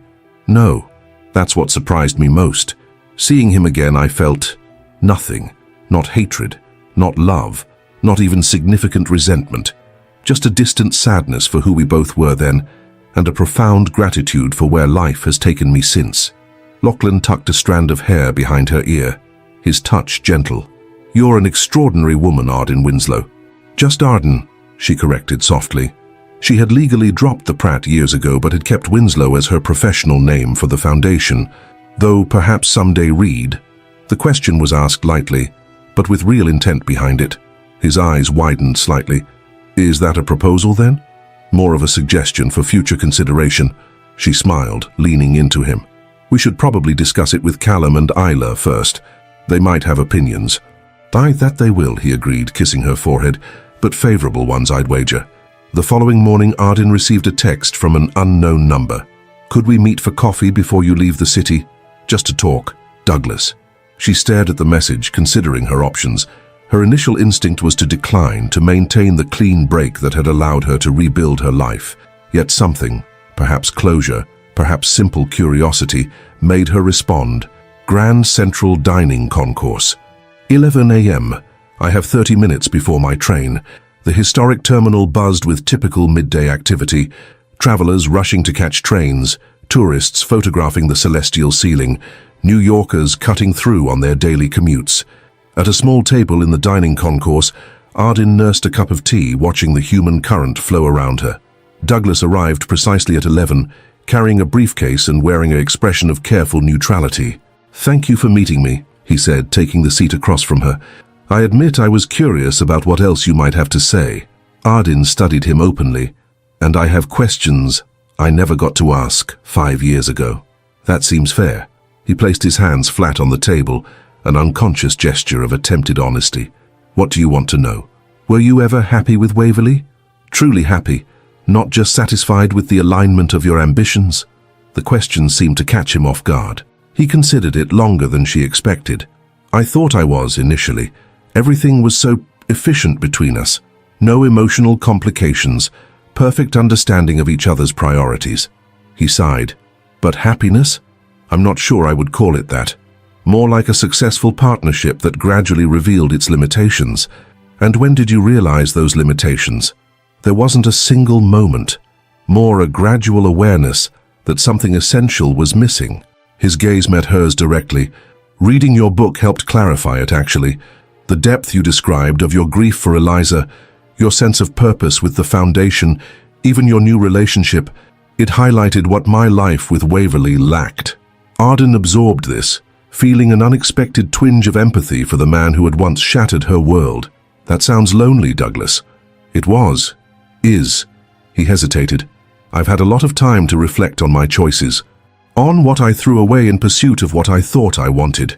The implication hung between them. Arden let the silence stretch, allowing him to fully experience the weight of his unspoken question. "Douglas," she finally said, her voice gentle but firm, "whatever you came here hoping to find, reconciliation, forgiveness, a second chance, I can't give it to you. Not because I haven't forgiven you, but because that chapter of my life is complete." "I understand," he said quickly, though his expression suggested otherwise. "I didn't expect—" "I think you did," Arden interrupted. "And that's the problem. You've always expected life to arrange itself according to your preferences. When I was inconvenient, you discarded me. Now that Waverley has become inconvenient, you're looking back at what you left behind." His face flushed slightly. "That's not entirely fair." "Perhaps not, but it's not entirely unfair either." Arden leaned forward. "The truth is, I'm grateful for the path my life has taken. As painful as it was, losing you, and yes, losing Eliza, forced me to discover strengths I never knew I possessed, to build something meaningful from tragedy. I wouldn't trade the woman I've become, or the life I've created, to go back to who we were before." Douglas looked stricken. "I didn't realize how completely you'd moved on." "That's because you've been standing still," she said, not unkindly. "Building wealth but not meaning. Achieving success but not joy." They sat in silence as the terminal continued its perpetual motion around them. Finally, Douglas spoke again, his voice subdued. "Your foundation, the work you're doing, it matters, doesn't it? It actually changes things." "Yes," Arden replied simply. "It does. I'd like to contribute. Not for recognition, not to try to impress you, but because—" He paused, searching for words. Because Eliza deserved more than what I gave her, than what I gave you both. Arden considered his offer, sensing genuine remorse beneath the polished exterior. The Foundation accepts donations from anyone who supports our mission, but Douglas, she met his gaze steadily. Money alone won't fill the emptiness you're feeling. You need to find your own purpose, your own path to meaning. He nodded slowly. I'm beginning to understand that. Checking her watch, Arden gathered her purse. I need to catch my train. Lachlan and I are meeting with Greenwich Hospital this afternoon about implementing our programs there. Greenwich? Douglas looked surprised. You're going back? Yes. Arden stood, smoothing her skirt. It's time to complete the circle, to bring Eliza's promise to where it all began. As she prepared to leave, Douglas rose as well. Arden, are you happy? Truly. The question was asked with such naked vulnerability that she paused, giving it the consideration it deserved. Yes, she said finally. Not despite the pain, but because I've learned to integrate it into a life of purpose and connection. I've found joy again, Douglas. I hope someday you do too. He nodded, unable to speak. As she turned to go, he called after her. Arden? She looked back. Thank you, he said simply, for your honesty, for showing me what resilience really looks like. Watching him standing there, wealthy, successful, and utterly lost, Arden felt the last tendrils of their shared past finally release. Whatever happened to Douglas now would be his own journey, separate from hers. She had completed her part of their story. With a final nod of acknowledgement, she walked away, moving with purpose toward her train, toward Greenwich, toward the future she had built from the wreckage of her past, a future rich with meaning, connection, and the promised joy she had found on the other side of grief. Douglas remained rooted in place, long after Arden disappeared into the crowd of Grand Central Terminal. Travelers flowed around him like water around a stone, some casting curious glances at the well-dressed man, standing motionless amid the constant movement. He barely noticed them, his mind replaying Arden's parting words. I've found joy again, Douglas. I hope someday you do too. There had been no malice in her voice, no satisfaction at his evident unhappiness, just genuine compassion, and that somehow cut deeper than any anger could have. The Arden he had left 5 years ago would have shrunk from confrontation, would have softened any harsh truth with conciliatory gestures. This woman who had taken her place was someone he barely recognized, direct, centered, complete in herself. She had moved on, completely, and he had not. When Douglas finally left the terminal, he walked without destination, finding himself eventually in Bryant Park. He sat on a bench, watching office workers enjoy their lunch breaks in the spring sunshine. His phone buzzed repeatedly. Emails from the office, a text from his attorney about the divorce proceedings, a calendar reminder for a board meeting. He ignored them all. For the first time in his adult life, Douglas Pratt had no plan, no clear direction forward. The carefully constructed narrative of his life, financial genius, strategic risk-taker, man who knew exactly what he wanted and how to get it, had collapsed around him, revealing the hollow shell beneath. Waverley's betrayal had been the first crack. Finding her with Jeremy, his most trusted lieutenant, in their home had been a shock, but not for the reasons one might expect. What had disturbed him most wasn't the infidelity itself, but his own muted emotional response to it, a distant anger overlaid with an unsettling sense of recognition. Wasn't this exactly what he had done to Arden? When Waverley had coldly informed him she wanted a divorce, that she and Jeremy had been involved for over a year, that she was taking the position she'd been offered in their Singapore office, Douglas had felt something almost like relief beneath the wounded pride. Their marriage, for all its perfect alignment of ambitions, had grown increasingly empty. They lived parallel lives in the same luxury penthouse, sharing a bed but little else. Reading Arden's book had been the second crack. He'd ordered it out of curiosity after seeing a review in the Wall Street Journal, expecting to find himself portrayed as the villain. Instead, he found a thoughtful reflection on grief and rebuilding that mentioned him only as a secondary character in Arden's journey. Her restraint in describing his betrayal somehow made it worse, as if he hadn't even been important enough to warrant anger. But seeing her today, confident, purposeful, genuinely happy, that had shattered the remaining facade. Douglas had come to this meeting with an unexamined assumption that Arden, despite everything, might harbor some lingering attachment to him, some openness to reconnection now that he was available again. The absolute clarity of her rejection had forced him to confront the magnitude of his self-deception. "You've been standing still," she had said, "building wealth but not meaning, achieving success but not joy." The words echoed in his mind as he watched a young father chase his laughing toddler across the grass. What had he built in the years since leaving Arden? A larger investment firm, a more impressive portfolio, a higher net worth. But what of actual value? What that would outlast him or benefit anyone beyond himself? Douglas pulled out his phone and opened the browser, searching for Eliza's Promise Foundation.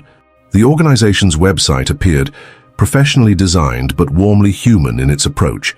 He scrolled through pages detailing programs that had demonstrably reduced maternal and infant mortality rates, support services for bereaved families, research initiatives informing transportation safety standards. Eliza's Promise had saved lives, real people who continued to exist because of what Arden had built from her grief. Their daughter's brief existence had catalyzed something of lasting significance. When was the last time he had created anything with purpose beyond profit? Douglas navigated to the donation page and entered an amount that would have seemed wildly extravagant to most, but represented only a fraction of his wealth. Under dedication, he typed simply, "In memory of Eliza Winslow Pratt," from her father. It was a small gesture, inadequate to the magnitude of his failures, but it was something. It's a beginning, perhaps. Arden entered her hotel suite to find Lachlan already dressed for their Greenwich meeting, reviewing documents at the small desk by the window. "How was it?" he asked, looking up. His expression held genuine concern rather than jealousy or insecurity. "Illuminating," Arden replied, setting down her bag. "For both of us, I think." She moved to the desk, placing a hand on his shoulder. "Thank you for understanding why I needed to do that." "Of course." He covered her hand with his own. "Did you get the answers you were looking for?" "I wasn't looking for answers exactly. More confirmation that I've truly moved forward," she smiled. "Which I found." Before they could continue the conversation, Arden's tablet chimed with an incoming video call, Callum and Isla's familiar ringtone. Lachlan opened the connection, and the screen filled with his children's faces, Callum looking slightly uncomfortable as teenagers do during forced family communications, Isla beaming with enthusiasm. "Dad? Arden? Guess what?" Isla burst out immediately. "Mrs. Patel said my science project got selected for the state competition. It's the one about car safety for pregnant women that Arden helped me with." "That's wonderful news," Arden replied, genuine pride warming her voice. "I told you those crash test dummy measurements would impress them." "Yeah, and Callum got picked for first chair violin," Isla added, elbowing her brother, who tried to maintain his cool demeanor despite a flash of pleased embarrassment. "It's not that big a deal," he muttered. "Jacob Wilson graduated, so someone had to move up." "Don't diminish your achievement," Lachlan admonished gently. "You've worked hard for that position." The conversation continued. Updates about homework, questions about when they would return from New York, Isla's detailed account of what their neighbor's cat had done that morning. Throughout, Arden felt the familiar sense of belonging that had developed gradually over the past 2 years with Lachlan's children. Unlike many blended family situations, their integration had been relatively smooth. Both children had been old enough to understand their father's relationship with Arden without feeling their mother was being replaced. Arden had approached them with respect rather than forced affection, allowing trust to build naturally. Her experience with loss had given her a patience and emotional intelligence that served her well in navigating their occasional resistance. "Will you be home for my recital on Friday?" Callum asked, trying to sound casual, though Arden could tell it mattered to him. "Wouldn't miss it," she assured him. "I've rearranged the foundation meeting to Thursday specifically." His brief smile conveyed more than words could. These moments, the small indications that she had become someone they counted on, someone whose presence mattered, meant everything to Arden. She had never expected to find motherhood in this sideways fashion after the devastating loss of her biological child. Yet here it was, not replacing Eliza, but expanding her heart in ways she hadn't known were possible. After ending the call with promises to bring back New York cheesecake, Arden stood in contemplative silence. "Penny for your thoughts," Lachlan said, moving behind her to wrap his arms around her waist. "I was just thinking about parallels," she replied, leaning into him. 5 years ago in Greenwich, I lost everything I thought defined me. My child, my marriage, the future I had planned. Today, I'm going back there as someone new, with a family I never expected and work that matters. Life rarely takes the paths we anticipate, Lachlan observed, his Scottish burr deepening with emotion. Sometimes the most painful detours lead to the most meaningful destinations. Ardyn turned in his arms to face him. When did you get so philosophical, Doctor? Read. Must be the influence of a certain foundation director who writes books about resilience, he replied with a smile. Speaking of which, we should head out if we're going to make that meeting on time. The drive to Greenwich was both familiar and strange. As they crossed into Connecticut, Ardyn found herself noticing landmarks that had once been regular features of her daily life. The artisanal cheese shop where she had ordered platters for Douglas's client dinners, the nursery where they had purchased plants for their garden, the winding road that led to their former estate. Greenwich Hospital rose on the horizon, its modern architecture softened by carefully landscaped grounds. This building, where Ardyn had experienced the most profound loss of her life, now represented an opportunity to transform tragedy into prevention for countless other families. Dr. Catherine Chen, the hospital's new community outreach director, greeted them warmly in the administrative conference room. Thank you for considering our proposal, Ms. Winslow. Your foundation's work has set the gold standard for maternal safety initiatives. We're always looking for meaningful partnerships, Ardyn replied, her professional demeanor masking the emotional complexity of being in this space again, especially in communities where we can make significant impact. The meeting progressed efficiently, with Lachlan occasionally contributing medical perspective as they discussed implementation details for Eliza's Promise programs. When Dr. Chen mentioned the hospital's recent renovation of the maternity wing, including updated safety protocols directly influenced by the Foundation's research, Ardyn felt a surge of emotion she hadn't anticipated. Would you like to see the changes? Dr. Chen asked. The new neonatal intensive care unit includes several features based on your recommendations. Ardyn hesitated, glancing at Lachlan, who squeezed her hand supportively. Yes, she said finally, I'd like that. Walking through the hospital corridors, Ardyn braced herself for the flood of painful memories, yet what she felt instead was a profound sense of purpose, that this place of personal devastation could become a site of prevention and protection for other families. The NICU was state-of-the-art, with private family rooms allowing parents to stay with their fragile newborns, specialized transportation equipment, and staff trained in the latest trauma-informed practices. Ardyn recognized elements directly adapted from Eliza's Promise guidelines. Last year, we had a mother involved in a serious collision at 30 weeks, Dr. Chen explained as they toured the facility. Because our ambulance team had implemented your foundation's maternal trauma protocol, both she and her twins survived what would likely have been fatal just a few years ago.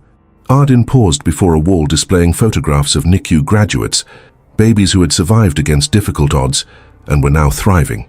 Among them were the twins Dr. Chen had mentioned, healthy infants with bright eyes and perfect fingers. This, Ardyn said softly to Lachlan, this is Eliza's legacy.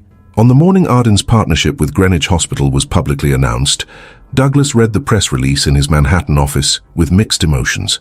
The photo accompanying the article showed Ardyn standing with hospital administrators, looking poised and professional in a tailored suit, her expression one of contained satisfaction.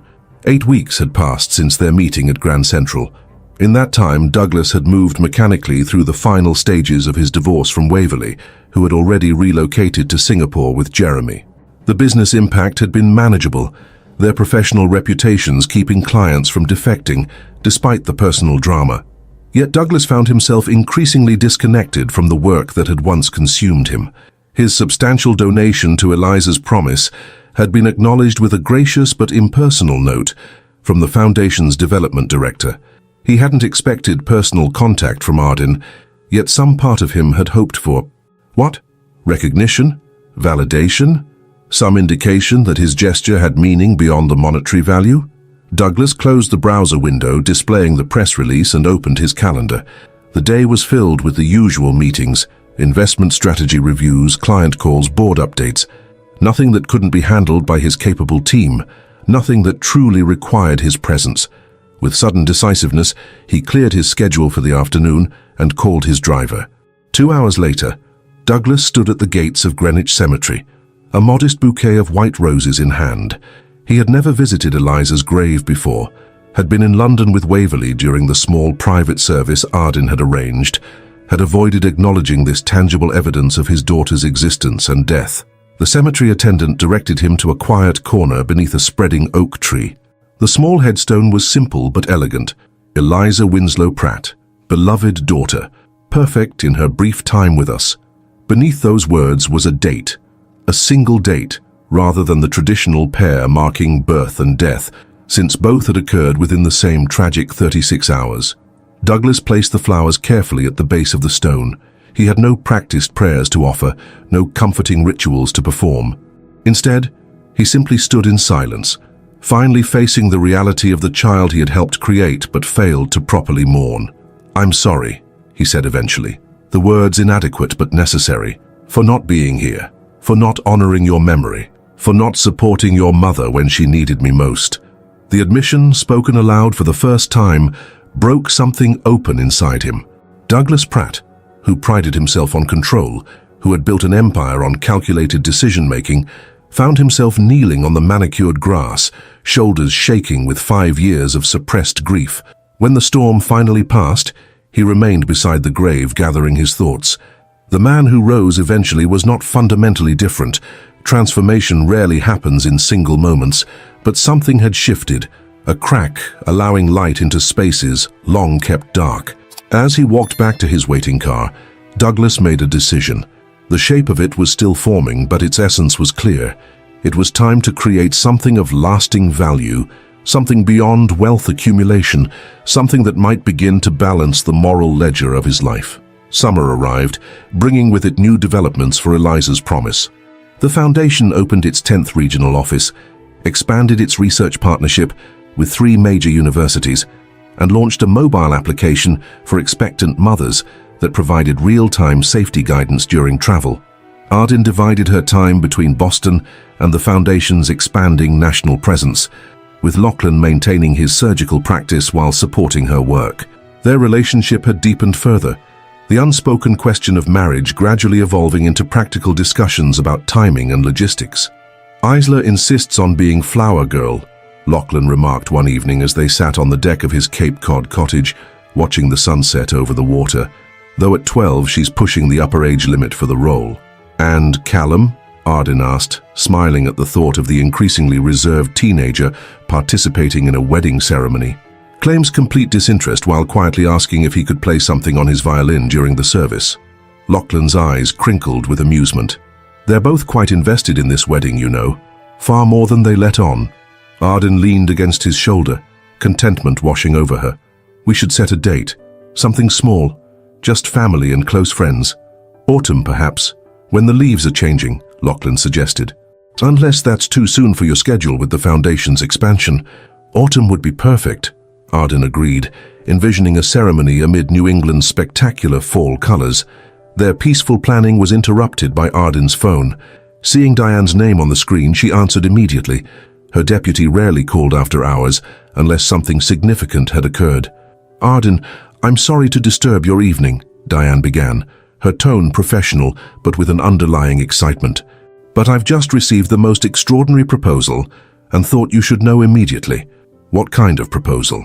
"A major endowment offer, $20 million, specifically earmarked for expanding our mobile prenatal care units to underserved communities nationwide." Arden sat up straighter. "20 million? From whom?" "That's the thing," Diane replied. "It's from Douglas Pratt." Arden's breath caught. "Douglas?" "Yes, and there's more. He's offering to establish a separate foundation that would partner with ours, focused specifically on emergency medical transport for high-risk pregnancies. He's calling it the Eliza Transport Initiative." Lachlan, seeing Arden's expression, moved closer in concern. She squeezed his hand reassuringly while processing this unexpected development. "Did he contact you directly?" Arden asked. "No. Everything came through his attorney. The documents are remarkably detailed. He's clearly been working on this for weeks." Diane paused. "The offer has no strings attached regarding foundation governance or recognition. His lawyer emphasized that Mr. Pratt doesn't expect any personal involvement from you. He's willing to work through intermediaries if you prefer." After ending the call, Arden explained the situation to Lachlan, who listened with measured concern. "What do you make of it?" he asked when she had finished. "Is this genuine philanthropy, or some elaborate attempt to reinsert himself into your life?" Ardin considered the question carefully. "I'm not sure. The structure of the offer suggests he respects my boundaries, working through attorneys rather than contacting me directly, emphasizing that I needn't interact with him." She shook her head. "It doesn't feel manipulative. It feels almost like atonement." "The amount is significant," Lachlan observed, "even for someone of his wealth." "It would allow us to expand in ways we've only dreamed of," Ardin acknowledged. "The impact could be tremendous. Then the question becomes whether you can accept his contribution without it disturbing the life you've built." Lachlan's tone was thoughtful rather than possessive. "Only you can answer that." Ardin moved to the railing of the deck, gazing out at the darkening sea. The Foundation had accepted many large donations over the years, including from people whose personal ethics she might question. Yet this was different.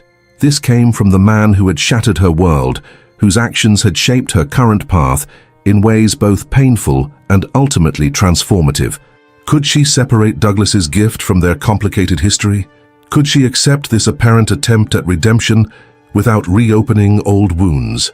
As she contemplated these questions, Ardin realized something surprising. The prospect of Douglas's involvement in Eliza's legacy no longer triggered pain or resentment. Whatever his motivations, he was acknowledging their daughter in a meaningful way, contributing to work that would save lives. "I think," she said finally, turning back to Lachlan, "that I need to meet with him one more time to understand why he's doing this now." 3 days later, Ardin sat in the Foundation's Boston office, waiting for Douglas to arrive. She had chosen this location deliberately, her professional space rather than anywhere personal, a place where she operated from a position of established confidence. When Douglas entered, she was struck by subtle changes in his appearance. Though still impeccably dressed, he seemed less rigid somehow, the carefully maintained facade showing small cracks. He carried a leather portfolio but no phone, unusual for a man who had once been perpetually connected to his digital lifelines. "Thank you for seeing me," he said, taking the seat she indicated. "I appreciate your willingness to discuss this directly. Your proposal is significant enough to warrant a conversation," Ardin replied, maintaining professional distance. "Though I admit I'm curious about the timing and the motivation." Douglas placed the portfolio on the table between them, but didn't open it immediately.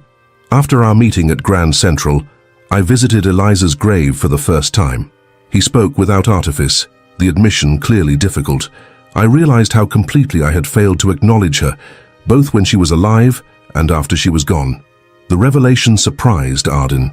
She had assumed Douglas had visited the grave at some point during those early days, perhaps privately, without her knowledge. "The foundation you've built in her name," he continued, "it's doing important work, saving lives that might otherwise be lost in circumstances similar to ours.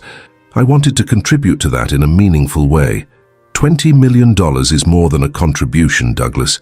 It's a fundamental commitment." He nodded. "I know, and I understand your skepticism about my motives." He opened the portfolio, removing several documents. "That's why I've structured this as I have. No control, no governing authority, no requirement for personal interaction. The funds will be managed by an independent trust with clear directives for supporting Eliza's Promise initiatives."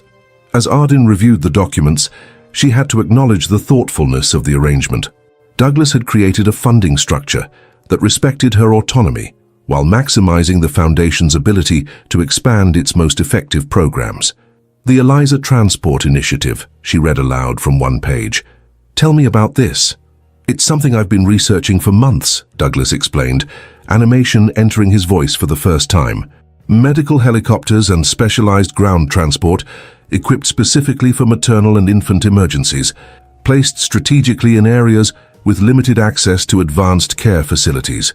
Ardin listened as Douglas outlined his vision, a nationwide network of emergency resources that could dramatically reduce response times for pregnancy-related crises. The concept was sound, the logistics well considered, the potential impact significant. "This isn't just about writing a check," she realized aloud. "You've put serious thought into this." "I have." Douglas met her gaze directly. "For the first time in my life, I'm trying to build something that matters beyond profit margins and portfolio growth." The sincerity in his voice was unmistakable. Whatever mixed motivations might exist beneath the surface, desire for redemption, lingering attachment to her, genuine remorse, his commitment to this project appeared genuine. "Why not approach other maternal health organizations?" Arden asked. "Why specifically partner with Eliza's promise?" "Because this is Eliza's legacy," Douglas replied simply. "Our daughter lived for only 36 hours, but through your work, she's already saved countless lives. I'd like to be part of extending that impact, even if only from a distance." The phrase, "our daughter," hung in the air between them, the first time Douglas had ever acknowledged Eliza in those terms. Arden felt the significance of the moment, not as a reopening of old wounds, but as a long-delayed recognition of a truth they shared, despite everything that had come between them. After a thoughtful silence, Arden made her decision. "The Foundation will accept your endowment for the mobile prenatal care expansion. As for the Eliza Transport Initiative," she paused, considering the implications carefully. "I believe it has merit, but I'd want significant involvement in its development and implementation." "Of course," Douglas agreed immediately. "I expected nothing less." "That would mean working together, at least periodically," Arden pointed out. "Are you prepared for that? Is that what you want?" The question was direct, cutting through potential misunderstandings. Douglas took a moment before responding. "What I want," he said with careful precision, "is to honor our daughter in a way I failed to do while she was alive. What I want is to create something of lasting value that bears her name. And yes, if I'm honest, what I want is a chance at some form of redemption, not with you, but perhaps with myself." He leaned forward slightly. "I harbor no illusions about our past, Arden. I understand that you've built a new life, one that by all appearances brings you genuine happiness. I'm not seeking to disrupt that or to reinsert myself into your personal life. This isn't about us. It's about Eliza and the good that can be done in her name." Arden studied him, searching for signs of manipulation or hidden agenda. Finding none, she nodded slowly. "All right, we'll establish a joint working group for the transport initiative with clear parameters for collaboration. My team will draft the necessary agreements." Relief washed over Douglas's features. "Thank you." As they concluded their meeting with handshakes and promises of follow-up communications, Arden felt a sense of completion rather than complication. This unexpected development didn't threaten the life she had built with Lachlan and his children. Rather, it represented another step in the healing journey she had begun 5 years ago. On her drive home, Arden called Eleanor to share the news. "Are you sure about this?" her sister asked, the protective instinct evident in her voice. "Working with Douglas in any capacity seems risky." "It would have been once," Arden acknowledged, "but not anymore.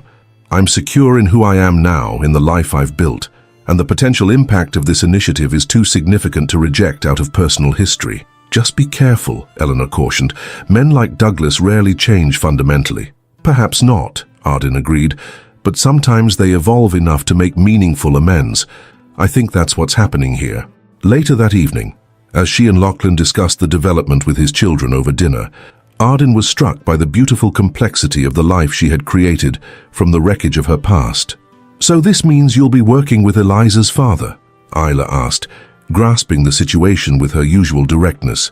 "In a limited professional capacity, yes," Arden explained, "to create something that will help people in emergency situations." "Like the situation when Eliza was born?" The girl's perception sometimes startled even those who knew her well. "Exactly like that," Arden confirmed. "If the systems we're developing had existed then, things might have been different for her." Callum, who had been quiet throughout the conversation, looked up from his plate. "I think it's good," he said with teenage simplicity. "Using sad things to make helpful things." He shrugged, embarrassed by his own insight. "That's what you've always done, right?" Arden felt tears prick her eyes at his assessment. "Yes," she said softly. "That's exactly what I've tried to do." As the conversation shifted to more mundane topics, weekend plans, upcoming school events, Callum's latest musical piece, Arden looked around the table at these people who had become her family, feeling a profound gratitude for the journey that had brought her here. Life rarely followed expected paths. Sometimes it shattered plans and dreams with brutal efficiency, forcing painful rebuilding from the ground up. Yet within that process, if one remained open to possibility, new forms of joy could emerge. different from what had been anticipated, but no less meaningful for their unexpected nature. Tomorrow she would begin the complex process of integrating Douglas's contribution into the Foundation's work. There would be challenges, negotiations, potential complications. But for now, in this moment, with Lachlan and his children, her children too in all the ways that mattered, Arden Winslow was exactly where she was meant to be. And that knowledge, hard-won through years of grief and growth, was perhaps the most precious gift of all. 16 months later, the ballroom of the National Harbor Convention Center gleamed with subtle elegance. Crystal chandeliers cast warm light over tables adorned with white roses and blue hydrangeas, while floor-to-ceiling windows offered breathtaking views of the Potomac River. Nearly 500 attendees, medical professionals, corporate partners, government officials and beneficiaries of Eliza's Promise programs, had gathered for the Foundation's National Gala. Outside the main entrance, a sleek medical helicopter bore the newly designed logo of the Eliza Transport Initiative, a stylized pair of wings embracing a mother and child silhouette. The aircraft represented the first of 20 such specialized units being deployed across the country, equipped with cutting-edge maternal and neonatal emergency equipment. In a quiet moment before the formal proceedings began, Arden stood alone beside the helicopter, her fingers lightly tracing the logo. The past 16 months had transformed her vision into tangible reality faster than she'd dared hope. Douglas's funding and business connections had accelerated implementation timelines that would otherwise have taken years. The pilot says she's already transported 3 high-risk pregnancies since going operational last month, Lachlan said, joining her. Handsome in his formal attire, he slipped an arm around her waist. All successful outcomes. Arden leaned into him, her wedding ring catching the light. Their autumn ceremony had been exactly as they'd hoped. Intimate, joyful, surrounded by family and close friends beneath New England's blazing fall colors. Callum had indeed played violin, his musical tribute moving guests to tears, while Isla had taken her flower girl duties with characteristic enthusiasm. "Sometimes I can't believe how far we've come," Arden said, surveying the gleaming aircraft. "From a personal tragedy to this national network.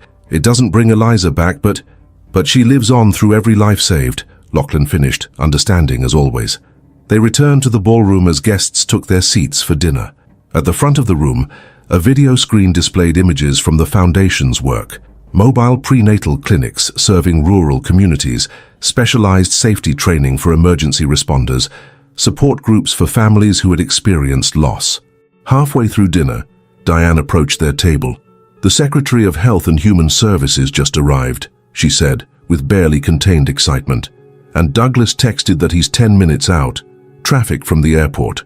"Everything's ready for the announcement?" Arden confirmed. Diane nodded. "The press packets are prepared. We're making history tonight." As coffee was served, Arden took the stage to appreciative applause.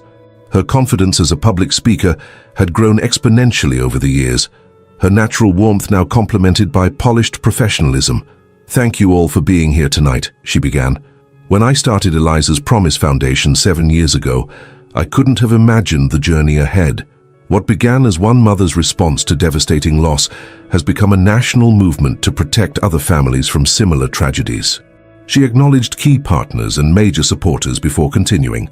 "Tonight I'm honored to announce an unprecedented expansion of our mission. The Department of Health and Human Services has selected the Eliza Transport Initiative as the model for a new federal maternal health program that will extend emergency transport coverage to every state in the nation." Applause rippled through the room. Arden gestured toward a distinguished woman at a front table. "Secretary Rivera, would you join me?" As the secretary approached the stage, Arden spotted Douglas entering the ballroom, still in his travel clothes. Their eyes met briefly across the distance, a moment of acknowledgement rather than lingering connection. The working relationship they had developed over the past year had been productive but carefully bounded. Douglas had thrown himself into the transport initiative with unexpected passion, leveraging his business acumen and connections while respecting the professional parameters Arden established. His redemptive journey seemed genuine, not a bid to reclaim what he had lost, but an attempt to create something meaningful from his failures. After the secretary outlined the federal initiative, Arden returned to the microphone. "I'd also like to acknowledge Douglas Pratt, whose vision and resources were instrumental in developing the transport model being adopted nationally. Douglas nodded in response to the applause, remaining at the back of the room rather than coming forward. This had become his pattern, contributing significantly while maintaining a respectful distance. When the formal presentations concluded, guests mingled, while a small orchestra played. Ardyn made her way through the crowd, accepting congratulations and discussing implementation details with medical partners. Eventually, she found herself face to face with Douglas. "Congratulations," he said simply. "The federal adoption exceeds even our most optimistic projections. Your negotiations with the equipment manufacturers made it financially viable," Ardyn acknowledged. "Without those cost reductions, this wouldn't be happening." An awkward silence fell between them, not the tension of their earlier encounters, but the natural distance between two people whose lives had diverged irrevocably. "I'm leaving for Singapore next week," Douglas said finally. "The Asian expansion needs attention." Ardyn nodded, having been briefed on the initiative's international plans. "How long will you be there?" "Indefinitely." He met her gaze directly. "I'm relocating permanently to oversee the Pacific Rim operations." The announcement surprised her. "Permanently? What about the Manhattan office?" "Jeremy returned from Singapore last month. He'll manage the US operations." A hint of irony colored Douglas's voice. "We've reached a professional détente. Life's too short for lingering resentments." Understanding dawned. This wasn't just a business decision, but a personal one. Douglas creating space, removing himself from the periphery of her life, giving her the gift of closure. "I hear congratulations are in order," he continued. "Eleanor mentioned adoption proceedings." "Yes." Ardyn smiled, warmth filling her voice. "Callum and Ela asked if we would make it official. The paperwork should be finalized next month." "They're fortunate children," Douglas said with genuine sincerity. Before Ardyn could respond, Diane approached with an urgent expression. "I'm sorry to interrupt, but the CNN medical correspondent is asking for a statement about the federal partnership." "Of course." Ardyn turned back to Douglas. "Safe travels. The Singapore team is lucky to have you. Thank you." He hesitated, then added, "I've updated my will regarding the ELIZA Transport Initiative funding. The endowment will continue in perpetuity, regardless of my location or circumstances." The implication was clear. His commitment to their daughter's legacy would outlast any physical distance, would continue beyond his own lifetime. It was perhaps the most meaningful gift he could offer. As Ardyn moved away to speak with the press, Douglas watched her for a moment before quietly slipping out of the ballroom. Later that night, after most guests had departed, Ardyn found herself drawn to the helicopter once more. The gala had been a triumph, the federal partnership ensuring that Eliza's promise would impact maternal health policy nationwide. Yet amid the celebration, she felt a need for quiet reflection. The night air was cool and clear, stars visible despite the city lights. Ardyn stood beside the aircraft, contemplating all that had transpired since that snowy January day when her world had shattered. A noise behind her revealed Lachlan approaching with Diane and Eleanor. "Everything okay?" Lachlan asked, draping his jacket over her shoulders. "Perfect," Ardyn assured him. "Just taking a moment." Eleanor studied her sister's expression. "Douglas told me about Singapore. How do you feel about that?" "Relieved, I think," Ardyn replied honestly. "He's found his own path to redemption, and it doesn't require my involvement. There's something right about that." Diane checked her phone. "The Secretary's office just confirmed. They're announcing the full implementation plan Monday morning. By this time next year, every state will have at least 2 dedicated maternal transport units." The scope of this achievement settled over them all. What had begun as Ardyn's personal healing journey had evolved into a movement that would save countless lives. Eliza's brief existence had catalyzed change on a scale none of them could have imagined. "I have something for you," Eleanor said, retrieving a small package from her evening bag. "I meant to give it to you earlier, but the timing never felt right." Ardyn unwrapped the package to find a delicate silver locket. Opening it revealed a tiny footprint, Eliza's reproduced from the hospital records. "How did you—" Ardyn's voice faltered with emotion. "The Foundation's Medical Records Digitization Project," Eleanor explained. "They found it in the Greenwich Hospital archives. I had it engraved for tonight." Ardyn turned the locket over, reading the inscription. "Her journey began 1,000 others." Tears filled her eyes as Lachlan fastened the necklace around her throat. The cool silver rested against her skin like a talisman, a physical connection to the daughter whose absence had shaped her life in ways both painful and profound. "She would be 8 years old now," Ardyn said softly. "I sometimes wonder who she would have become." "She became this." Diane gestured to the helicopter, to the convention center where the Foundation's work had been celebrated. "Through you, she became all of this." The simple truth resonated deeply. Eliza's life, though tragically brief, had created ripples that continued to expand outward. Through Ardyn's grief and subsequent determination, her daughter's legacy had grown into something extraordinary. As they stood together beneath the stars, Ardyn felt a sense of completion. Not an ending, but a milestone in a continuing journey. The pain that had once threatened to destroy her had been transformed into purpose. The betrayal that had shattered her world had ultimately led her to a fuller, more authentic life. "We should head back," Lachlan suggested eventually. "Early flight tomorrow." Ardyn nodded, taking one last look at the helicopter with its protective wing emblem. "Callum's recital is at noon. We promised we wouldn't miss it." As they walked toward the waiting car, Ardyn's hand found Lachlan's, their fingers intertwining with the easy familiarity of deep connection. Eleanor and Diane followed, discussing logistics for the morning's press briefings. The locket rested against Ardyn's heart, a physical reminder of the daughter whose brief life had changed everything. Yet her thoughts were not mired in grief, but focused forward, on Callum's music, on Isla's science competition next week, on the family dinner they had planned to celebrate the adoption finalization. Life moved in unexpected circles. What had begun in loss had flowered into new forms of love, new definitions of family, new avenues for creating meaning. Eliza's promise, the commitment Ardyn had made to find purpose in her grief, had been fulfilled beyond anything she could have imagined. And in that fulfillment, Ardyn Winslow had discovered the most surprising truth of all, that happiness, when it finally returned after profound loss, arrived transformed, deeper, more resilient, and infinitely more precious for having been absent. The car pulled away from the convention center, carrying Ardyn toward home, toward family, toward the future she had built from the wreckage of her past. Behind them, the Eliza Transport Initiative helicopter stood sentinel in the moonlight, its wings extended in protection, ready to carry hope to those who needed it most.